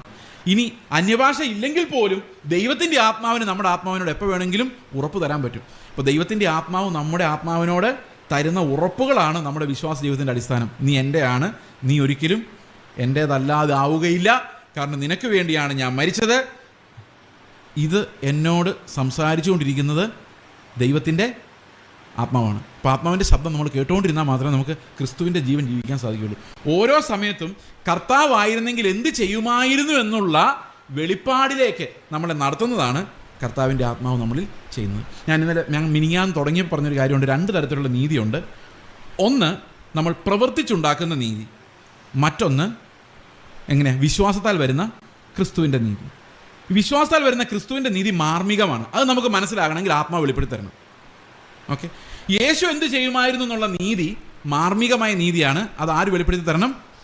അത് കർത്താവ് നമ്മുടെ ഉള്ളിൽ പ്രകാശിപ്പിച്ചുകൊണ്ടിരിക്കണം. ആത്മാവ് നമുക്ക് തന്നുകൊണ്ടേയിരിക്കണം. ഇപ്പം ഞാൻ നിങ്ങളോട് എന്ത് സംസാരിക്കണം, യേശു ആയിരുന്നെങ്കിൽ എന്ത് ചെയ്യുമായിരുന്നു, ഒരു ക്രൈസിസിൽ എങ്ങനെ പ്രതികരിക്കുമായിരുന്നു, ഇതെല്ലാം ആത്മാവ് നമുക്ക് വെളിപ്പെടുത്തി തന്നുകൊണ്ടിരിക്കണം. മനസ്സിലാകുന്നുണ്ടോ? അപ്പോൾ രണ്ട് തരം ടീച്ചേഴ്സ് നമുക്കുണ്ടായിരിക്കണം. ഒന്ന് വചനം, ഞാൻ നിങ്ങളുടെ ഒന്ന് വചനം മാത്രമേ പ്രസംഗിക്കുകയുള്ളൂ. എന്നാൽ ആത്മാവ് നിങ്ങളുടെ ഉള്ളിലുണ്ടെങ്കിൽ ക്രിസ്തുവിൻ്റെ സ്വഭാവം ആത്മാവ് നിങ്ങളുടെ ഉള്ളിലേക്ക് പകർന്നു തന്നുകൊണ്ടേയിരിക്കണം. മനസ്സിലാവുന്നുണ്ടോ ഞാൻ പറയുന്നത്? അപ്പോൾ ഓരോ ദിവസവും ആത്മനിറവിൽ നടക്കുമ്പോഴാണ് നമ്മൾ നല്ല മക്കളും നല്ല മാതാപിതാക്കളും നല്ല വിശ്വാസികളും നല്ല സഹോദരങ്ങളും ഒക്കെ ആയി മാറുന്നത്. മനസ്സിലാവുന്നുണ്ടോ? ഓക്കെ, അപ്പോൾ ഇങ്ങനെ നമ്മൾ മാറണമെങ്കിൽ എന്താണ് ഈ സഭയായി കൂടി വരേണ്ടതിൻ്റെ ആവശ്യം എന്താണെന്ന് ഞാൻ നേരത്തെ നിങ്ങളോട് പറഞ്ഞല്ലോ, മതത്തിൻ്റെ ആവശ്യമില്ലെന്ന്. ഓർമ്മയുണ്ടോ? അപ്പം മതത്തിൻ്റെ ആവശ്യമില്ല, എന്നാലും നമ്മൾ സഭയായി കൂടി വരുന്നത് എന്തുകൊണ്ടാണ് സഭ ആരാധനകളെ ഉദാസീനമായി വിചാരിക്കരുത് എന്ന് പറയാനുള്ള കാരണം എന്താണ്? അങ്ങനെ പറഞ്ഞിട്ടുണ്ടോ ബൈബിളിൽ? ഉണ്ട്. അതെന്തിനാ പറഞ്ഞേക്കുന്നത് നോക്കിയേ. എബ്രായ ലേഖനം 10-ാം അധ്യായത്തിലാണ് ഇത് പറഞ്ഞിരിക്കുന്നത്. 10-ാം അധ്യായത്തിൻ്റെ 23-ാം വാക്യം നോക്കിയേ. പ്രത്യാശയുടെ സ്വീകാരം നാം മുറുകെ പിടിച്ചുകൊള്ളുക, വാഗ്ദത്തം ചെയ്തവൻ വിശ്വസ്തനല്ലോ. ചിലർ ചെയ്യുന്നത് പോലെ നമ്മുടെ സഭായോഗങ്ങളെ ഉപേക്ഷിച്ച് വിചാരിക്കാതെ എന്ത് ചെയ്യണം? തമ്മിൽ പ്രബോധിപ്പിച്ചുകൊണ്ട്. അപ്പം സഭയിൽ എന്തുണ്ടാകണം? തമ്മിൽ പ്രബോധിപ്പിക്കണം. എന്തിനു വേണ്ടിയാ തമ്മിൽ പ്രബോധിപ്പിക്കണ്ടേ? അതിന് മുകളിലോട്ടുള്ള കാര്യം അത് വേണം. അതിൻ്റെ കൂടെ ഇത്ര നേരം നമ്മൾ വായിച്ചത് എന്താ? 23-ാം വാക്യം, പ്രത്യാശയുടെ സ്വീകാരം നാം മുറുകെ പിടിച്ചുകൊള്ളുക. അടുത്തത്, വാഗ്ദത്തം ചെയ്തവൻ വിശ്വസ്തനല്ലോ. അപ്പം നമ്മൾ അങ്ങോട്ടും ഇങ്ങോട്ടും എന്താ പ്രബോധിപ്പിക്കണ്ടേ? പ്രത്യാശ കൈവിടല്ലേ മക്കളെ. പ്രത്യാശ കൈവിട്ട് എന്നാ സംഭവിക്കും? ദുർമനസാക്ഷി ഉണ്ടോ? എന്താ ദുർമനസാക്ഷി? പാസ്റ്ററെ ഞാൻ സ്വർഗത്തിൽ പോകുമോ പാസ്റ്ററെ? ഒരാളെന്നോട് ചോദിച്ചു. ഞാൻ പറഞ്ഞു എന്താ സംശയം? ഞാൻ ഇന്നലെ എൻ്റെ മക്കളോട് ഒത്തിരി ചൂടായി, ദേഷ്യപ്പെട്ട് സംസാരിച്ചു. ഞാൻ സ്വർഗത്തിൽ പോകുമോ? അവരെ നിങ്ങൾ പറ, പോവോ ഇല്ലയോ? ഇല്ലയെന്ന് ഈ കൊച്ചു പറഞ്ഞോ? ആരും ഇല്ലയെന്ന് പറഞ്ഞോ? എനിക്ക് തോന്നി. പോവോ? പ്രിയ സഹോദരങ്ങളെ, നമ്മൾ അങ്ങനെ ചൂടായി എന്ന് പറഞ്ഞിട്ട് കാര്യമില്ല. അതിനേക്കാളും ഗുരുത്തക്കേട് നമ്മുടെ ഉള്ളിൽ അപ്പോഴും ഉണ്ട്, ഇല്ലേ? നമ്മൾ പ്രവർത്തിച്ചില്ലെങ്കിൽ പോലും നമ്മുടെ ഉള്ളിൽ എന്തുണ്ട്? നിങ്ങൾ മിണ്ടുന്നില്ല. ശരി, ഞാൻ ചൂടായില്ല, സ്വർഗത്തിൽ പോവോ? ചൂടായി, സ്വർഗത്തിൽ പോവോ? എന്തെങ്കിലും വ്യത്യാസം വന്നോ? എൻ്റെ ഉള്ളിൽ ഇങ്ങനെ കിടക്കുക, ഞാൻ കടിച്ചു പിടിച്ച് ചൂടായില്ല, സ്വർഗത്തിൽ കൊണ്ടുപോകാൻ കൊള്ളാം എന്നെ? കൊള്ളുകയല്ല.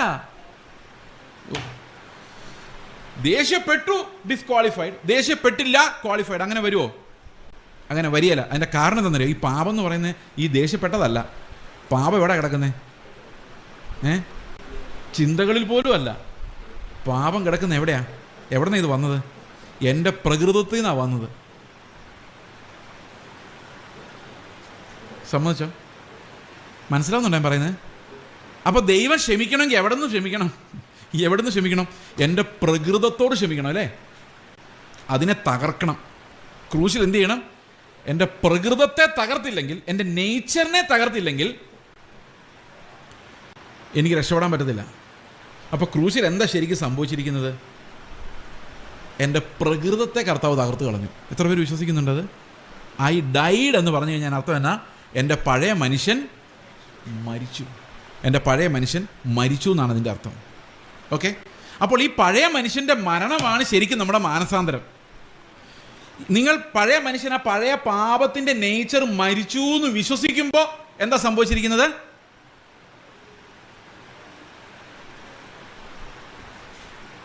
പാപത്തിൽ നിന്ന് ജയിച്ചു. അങ്ങനെ മരിച്ചവൻ പാപത്തിൽ നിന്ന്. അപ്പോൾ നമ്മൾ പാപത്തിൽ നിന്ന് ജയിക്കുന്നത് എങ്ങനെയാ?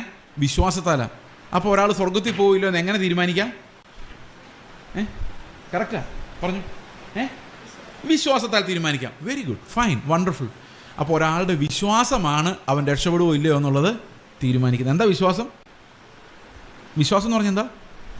ആശിക്കുന്നതിനോടൊപ്പം വിശ്വാസ ജീവിതം എന്ന് പറഞ്ഞാൽ എന്താ? റിവിഷനാ, ആദ്യ ദിവസം പറഞ്ഞ വിശ്വാസ ജീവിതം എന്ന് പറഞ്ഞാൽ എന്താ?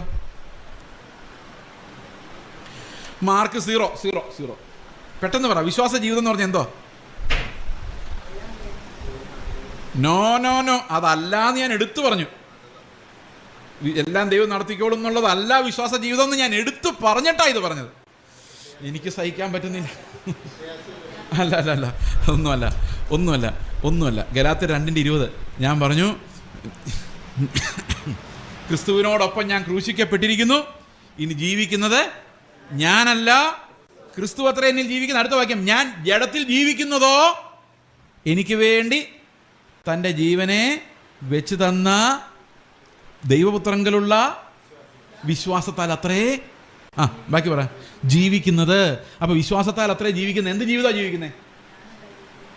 ഞാനല്ല, അതാ വിശ്വാസ ജീവിതം. വിശ്വാസ ജീവിതം എല്ലാവരും ഒന്ന് ശ്രദ്ധിച്ചാൽ, നാളെ ഞാൻ പിന്നെയും വരും. ഞാൻ അങ്ങനെ പോവില്ല. ഞാൻ പിന്നെ വരുമ്പോഴും ഇതേ ചോദ്യം ചോദിക്കും. വിശ്വാസ ജീവിതം എന്ന് പറഞ്ഞാൽ എന്താ? വിശ്വാസം എന്ന് പറഞ്ഞാൽ എന്തോ? വിശ്വാസം എന്ന് പറഞ്ഞാൽ ആശിക്കുന്നതിൻ്റെ ഉറപ്പും കാണാത്ത കാര്യങ്ങളുടെ നിശ്ചയം. വിശ്വാസ ജീവിതം എന്ന് പറഞ്ഞാലോ, ഞാനല്ല, ക്രിസ്തു അത്ര കാണാൻ പറ്റുന്നുണ്ടോ? ഇല്ല. ക്രിസ്തു മഹത്വത്തിൻ്റെ പ്രത്യാശയാണല്ലോ. അപ്പോൾ ആശിക്കുന്നതിൻ്റെ ഉറപ്പ് അതിനകത്തുണ്ടോ? ഉണ്ട്. അപ്പോൾ ക്രിസ്തു എൻ്റെ ഉള്ളിൽ വസിക്കുന്നു, ഞാനല്ല ക്രിസ്തു അത്ര എന്ന് പറയുമ്പോൾ അതിനകത്ത് ആശിക്കുന്നതിൻ്റെ ഉറപ്പും ഉണ്ട്. പിന്നെ എന്തുണ്ട്? കാണാത്ത കാര്യങ്ങളുടെ എന്താ കാണാത്ത കാര്യം? കാണുന്നത് എന്നെയാണ്. നിങ്ങൾ കണ്ണാടി നോക്കാൻ ഞാൻ പറഞ്ഞായിരുന്നോ? എന്ത് കാര്യമായിട്ട് പറഞ്ഞല്ലേ, മറന്നുപോയല്ലേ, കഷ്ടമായി പോയി. ഓക്കെ, ഒരു മിനിറ്റ്. അപ്പോൾ വിശ്വാസ ജീവിതം എന്ന് പറയുന്നത്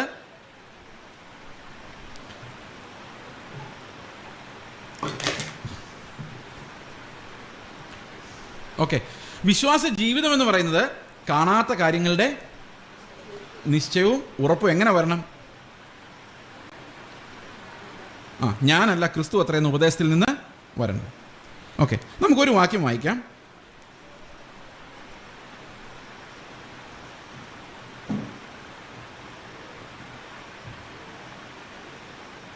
എബ്രായ ലേഖനം 13-ാം അധ്യായം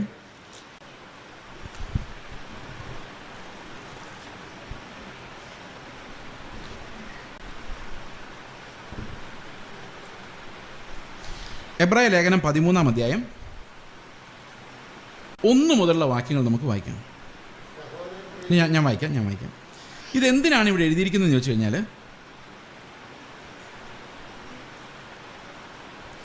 എന്തുകൊണ്ടാണ് ഇതിവിടെ ഇങ്ങനെ എഴുതിയിരിക്കുന്നത് വെച്ച് കഴിഞ്ഞാൽ, ഈ ക്രിസ്തു നമ്മുടെ ഉള്ളിൽ വസിക്കുമ്പോൾ, നമ്മൾ അവൻ്റെ യാഗത്തിൽ നിന്നുള്ള അനുഗ്രഹങ്ങളിലേക്ക് നമ്മൾ നടക്കുമ്പോൾ, നമുക്ക് എങ്ങനെയുള്ളൊരു ലൈഫാണ് ഉണ്ടാകുന്നത് എന്ന് നമ്മളെ പഠിപ്പിക്കാൻ വേണ്ടിയാണ് ഈ 13-ാം അധ്യായം എഴുതിയിരിക്കുന്നത്. അപ്പം ഞാൻ ഇന്നലെ നിങ്ങളോട് പറഞ്ഞു, പത്യോപദേശം, ധർമ്മോപദേശം എന്ന് പറഞ്ഞ 2 ഡിപ്പാർട്ട്മെൻറ്റ് ബൈബിളിലുണ്ട്. ഓക്കെ, അപ്പോൾ ഈ പത്യോപദേശവും ധർമ്മോപദേശവും എന്ന് പറയുന്ന 2 ഉപദേശങ്ങളുണ്ട്. ഇത്രയും നേരം എബ്രായ ലേഖനം 12:28 വരെ പത്യോപദേശമായിരുന്നു, ഇനി അത് ധർമ്മോപദേശമാണ്. അപ്പോൾ നമ്മുടെ ഉള്ളിൽ ക്രിസ്തു വസിക്കുന്നുണ്ടെങ്കിൽ എങ്ങനെ?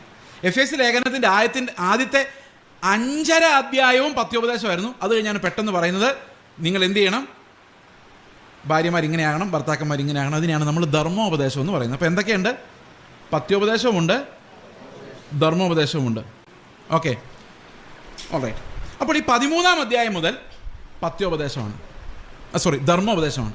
നിങ്ങളുടെ ഉള്ളിൽ ക്രിസ്തു ഉണ്ടെങ്കിൽ നിങ്ങളുടെ സ്വഭാവം എങ്ങനെ വെളിപ്പെടും, എങ്ങനെ ആയിത്തീരും എന്നുള്ളതാണ് ധർമ്മോപദേശം. ഓക്കെ, ആ വെളിപ്പാടിനെ കുറിച്ചാണ് ഇവിടെ പറയുന്നത്. എന്തൊക്കെയാണ്? സഹോദര പ്രീതി നിലനിൽക്കട്ടെ, അതിഥി സൽക്കാരം മറക്കരുത്. നമ്മൾ വിചാരിക്കുമോ എന്ത് എളുപ്പമാണ്? വളരെ സിമ്പിൾ. ഞങ്ങളുടെ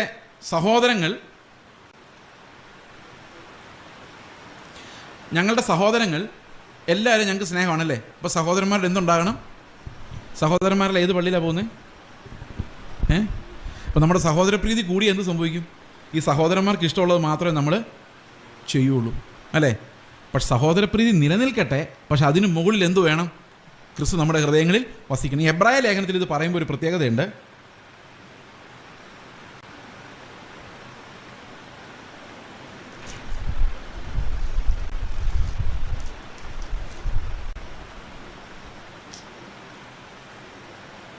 ഇതൊരു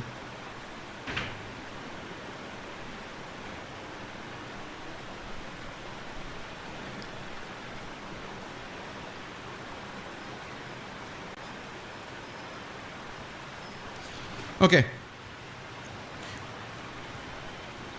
അപ്പോൾ ഈ എബ്രായ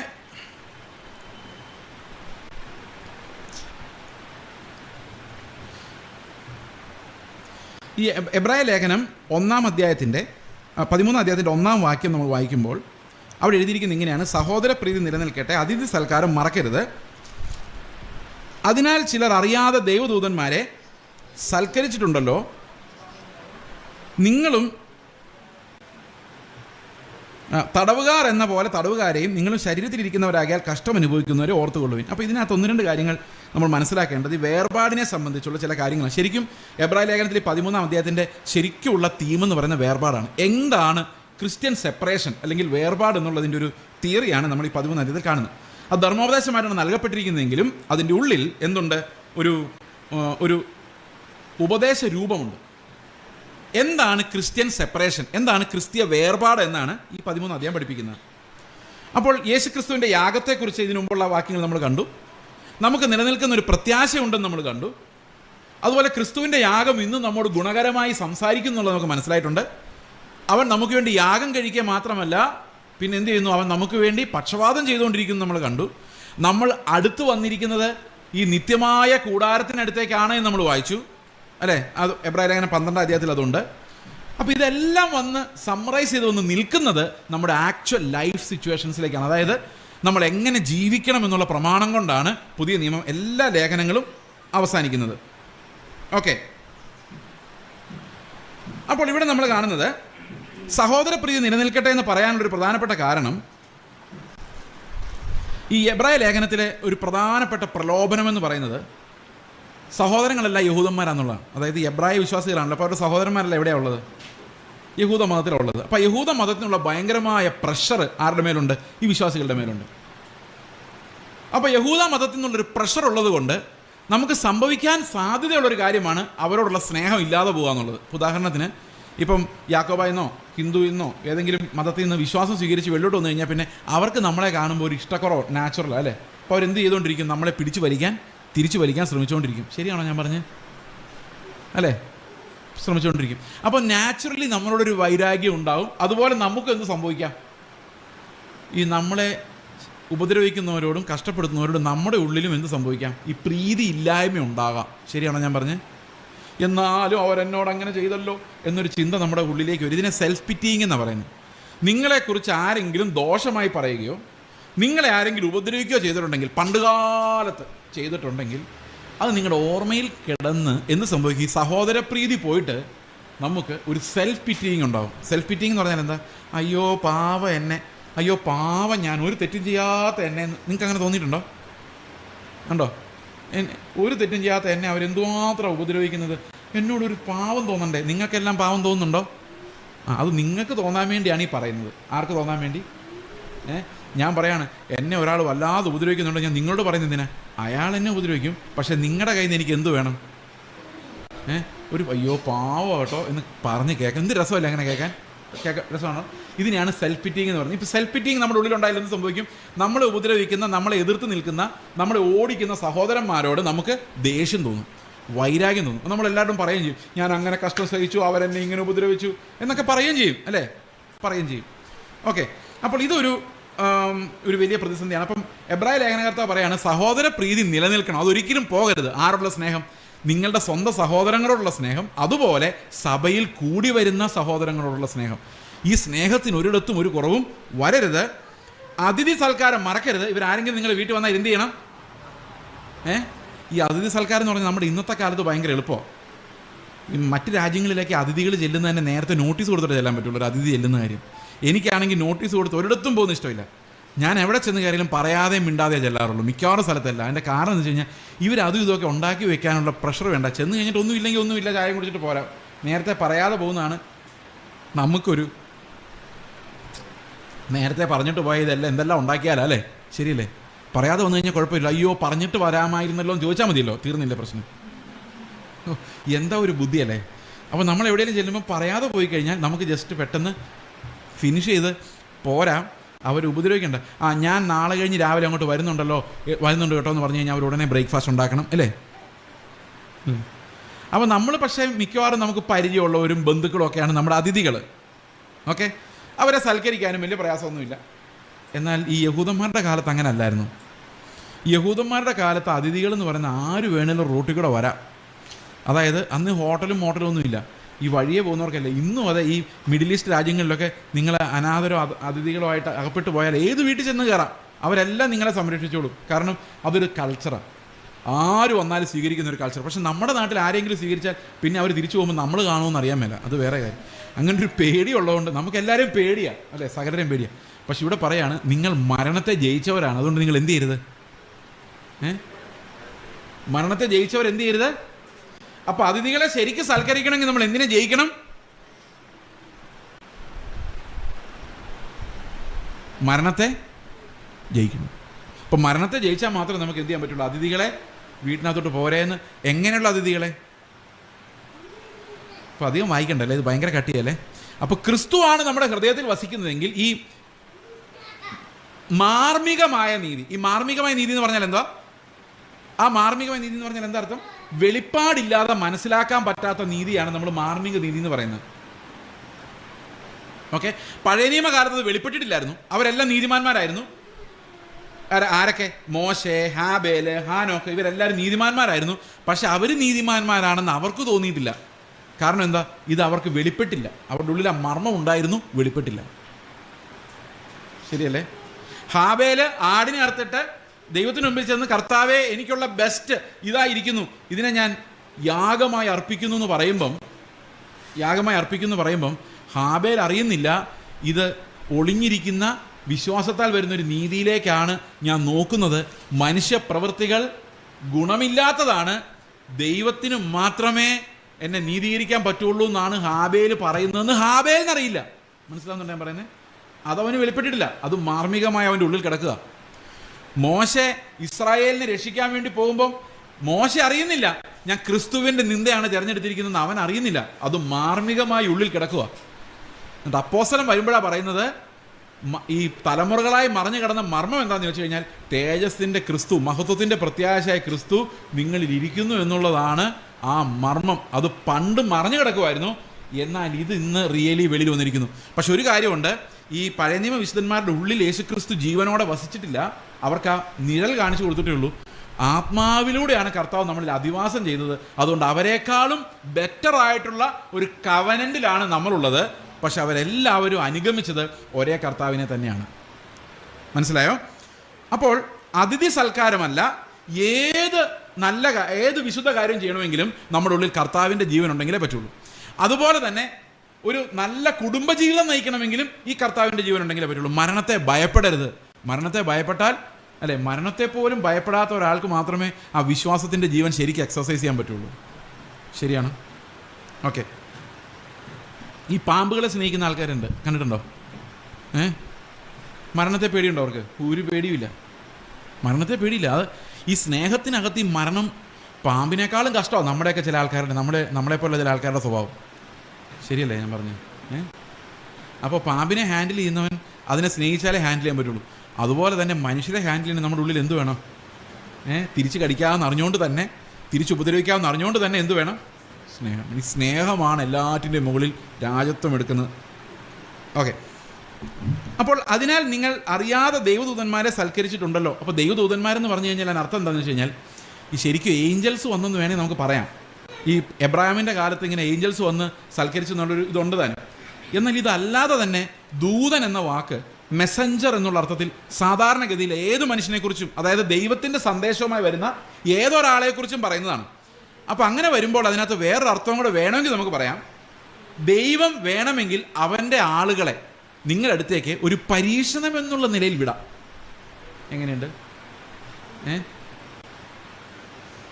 ഇപ്പോൾ ദൈവം ഒരാളെ പറഞ്ഞു വിടും നിങ്ങളുടെ വീട്ടിലേക്ക്, നിങ്ങളുടെ സ്വഭാവം എന്താണെന്ന് നിങ്ങൾക്കൊന്ന് മനസ്സിലാകാൻ വേണ്ടി. അപ്പോൾ നമ്മൾ പോകോ ഇവിടെ ഒന്നും ഇല്ല എന്ന് പറഞ്ഞു കഴിയുമ്പോൾ അത് ആരായിരിക്കും? ചിലപ്പോൾ ശരിക്കും ദൈവം നിങ്ങളുടെ അടുത്തേക്ക് പറഞ്ഞു വിട്ട ആളായിരിക്കാം. ഒന്ന് ആലോചിച്ച് നോക്കി, എന്ത് ഭയങ്കര നഷ്ടമാണ് നമുക്ക് വന്നതെന്ന്. ഇത് ഒരു ഏഞ്ചൽ വേഷം കെട്ടി വരണമെന്ന് നിർബന്ധമില്ല. അതല്ലാതെ തന്നെ ദൈവം നമ്മുടെ വീട്ടിലേക്ക് ഒരാളെ പറഞ്ഞു വിടാം, ഒരു സഹായത്തിന് വേണ്ടി, ഒരു ആശ്വാസത്തിന് വേണ്ടി. അപ്പോൾ നമ്മുടെ ആ അതിഥി സൽക്കാരം എന്ന് പറയുന്നത് ഈ ദൈവം അയക്കുന്ന ആളുകളെ ആരായാലും, അത് ചിലപ്പോൾ നമ്മുടെ ജഡത്തിന് ഇഷ്ടപ്പെട്ടെന്ന് വരില്ല. ഇത് നിങ്ങൾക്ക് തോന്നില്ല ഇത് വളരെ ടഫാണ്? വളരെ ടഫാണ് അല്ലേ? വളരെ ടഫാണ്. ഈ ടഫാണ്. അതുകൊണ്ടാണ് നമ്മളെ കൊണ്ട് അസാധ്യമായ മാർമികമായ നീതി എന്ന് പറയുന്നത്.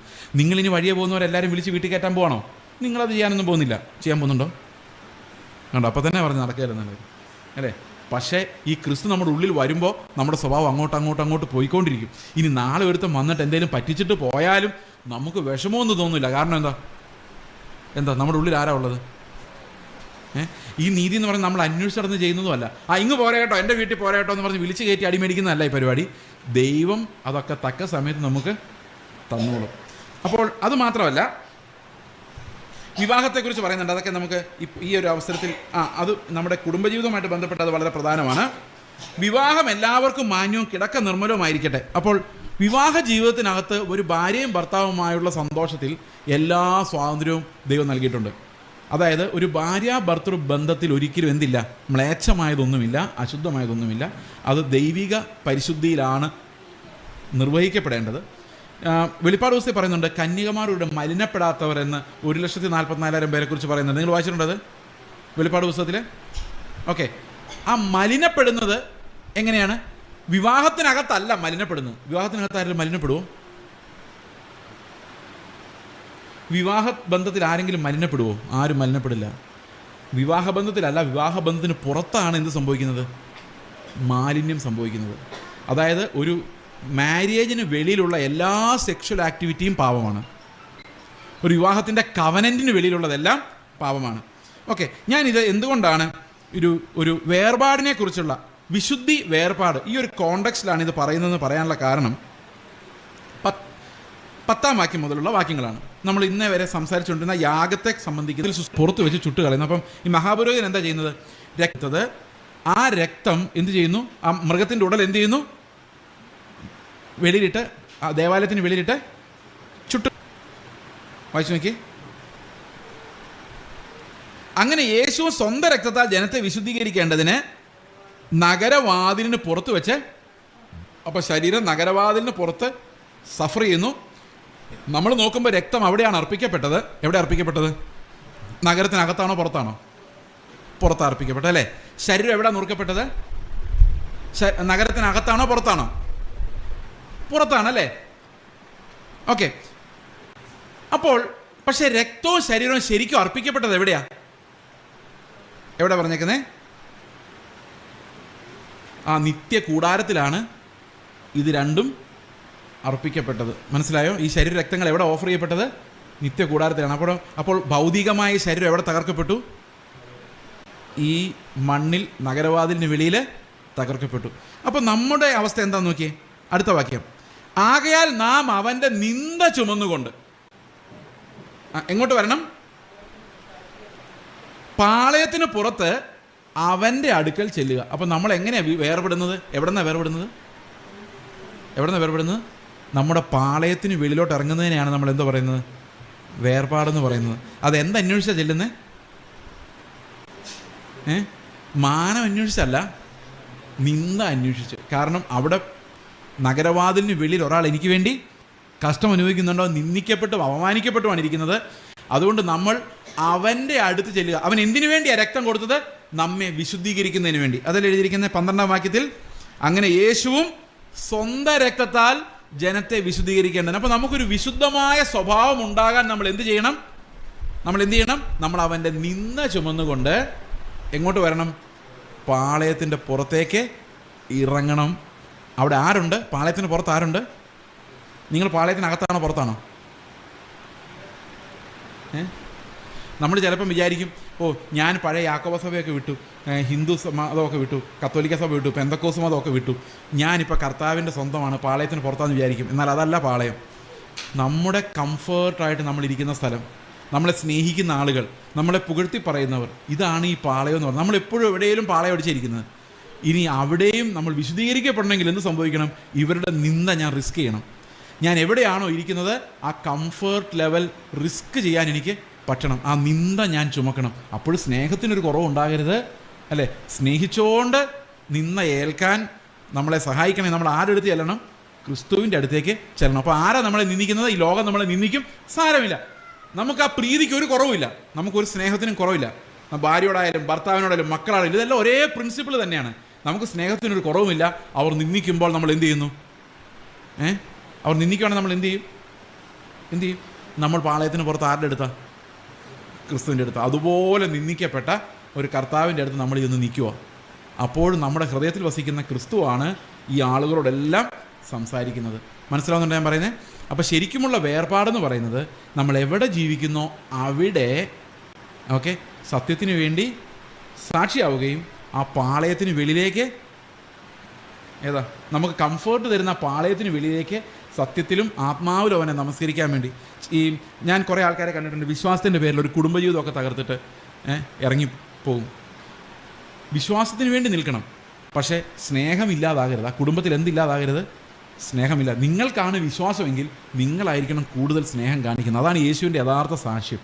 അപ്പോൾ അവിടെ നിന്ദ ഉണ്ടാകും, പരിഹാസം ഉണ്ടാകും, ഉപദ്രവം ഉണ്ടാകും, ബട്ട് സ്റ്റിൽ ലവ് ആണ് ഇതിൻ്റെ എല്ലാം മുകളിൽ.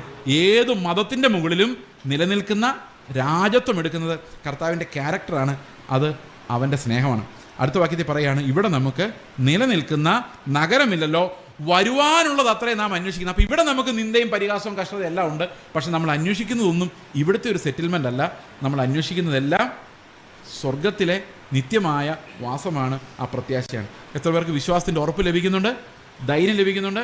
നിന്ദ സഹിക്കാനും കഷ്ടത അനുഭവിക്കാനും അപ്പോൾ സ്നേഹിക്കാനും, മതം കൊണ്ടല്ല, യേശുവിൻ്റെ സ്നേഹം കൊണ്ട് നമ്മുടെ ചുറ്റുമുള്ളവരെ നോക്കാനും, നമ്മുടെ കുടുംബത്തെ പണിയുവാനും, നമ്മുടെ മക്കളെ പരിപാലിക്കാനും, നമ്മുടെ സഭയിൽ ഒരു നല്ല കല്ലായി അല്ലെ അപ്പത്തിൽ ഒരംശയായി ദൈവത്തെ മഹത്വപ്പെടുത്തുവാനും, അവനെ മഹത്വപ്പെടുത്തേണ്ട രീതിയിൽ അവൻ്റെ മഹത്വത്തെ കണ്ട് അവനെ ആരാധിക്കുവാനും ദൈവം നമ്മളെല്ലാവരെയും സഹായിക്കുമാറാകട്ടെ എന്ന് പ്രാർത്ഥിക്കുന്നു.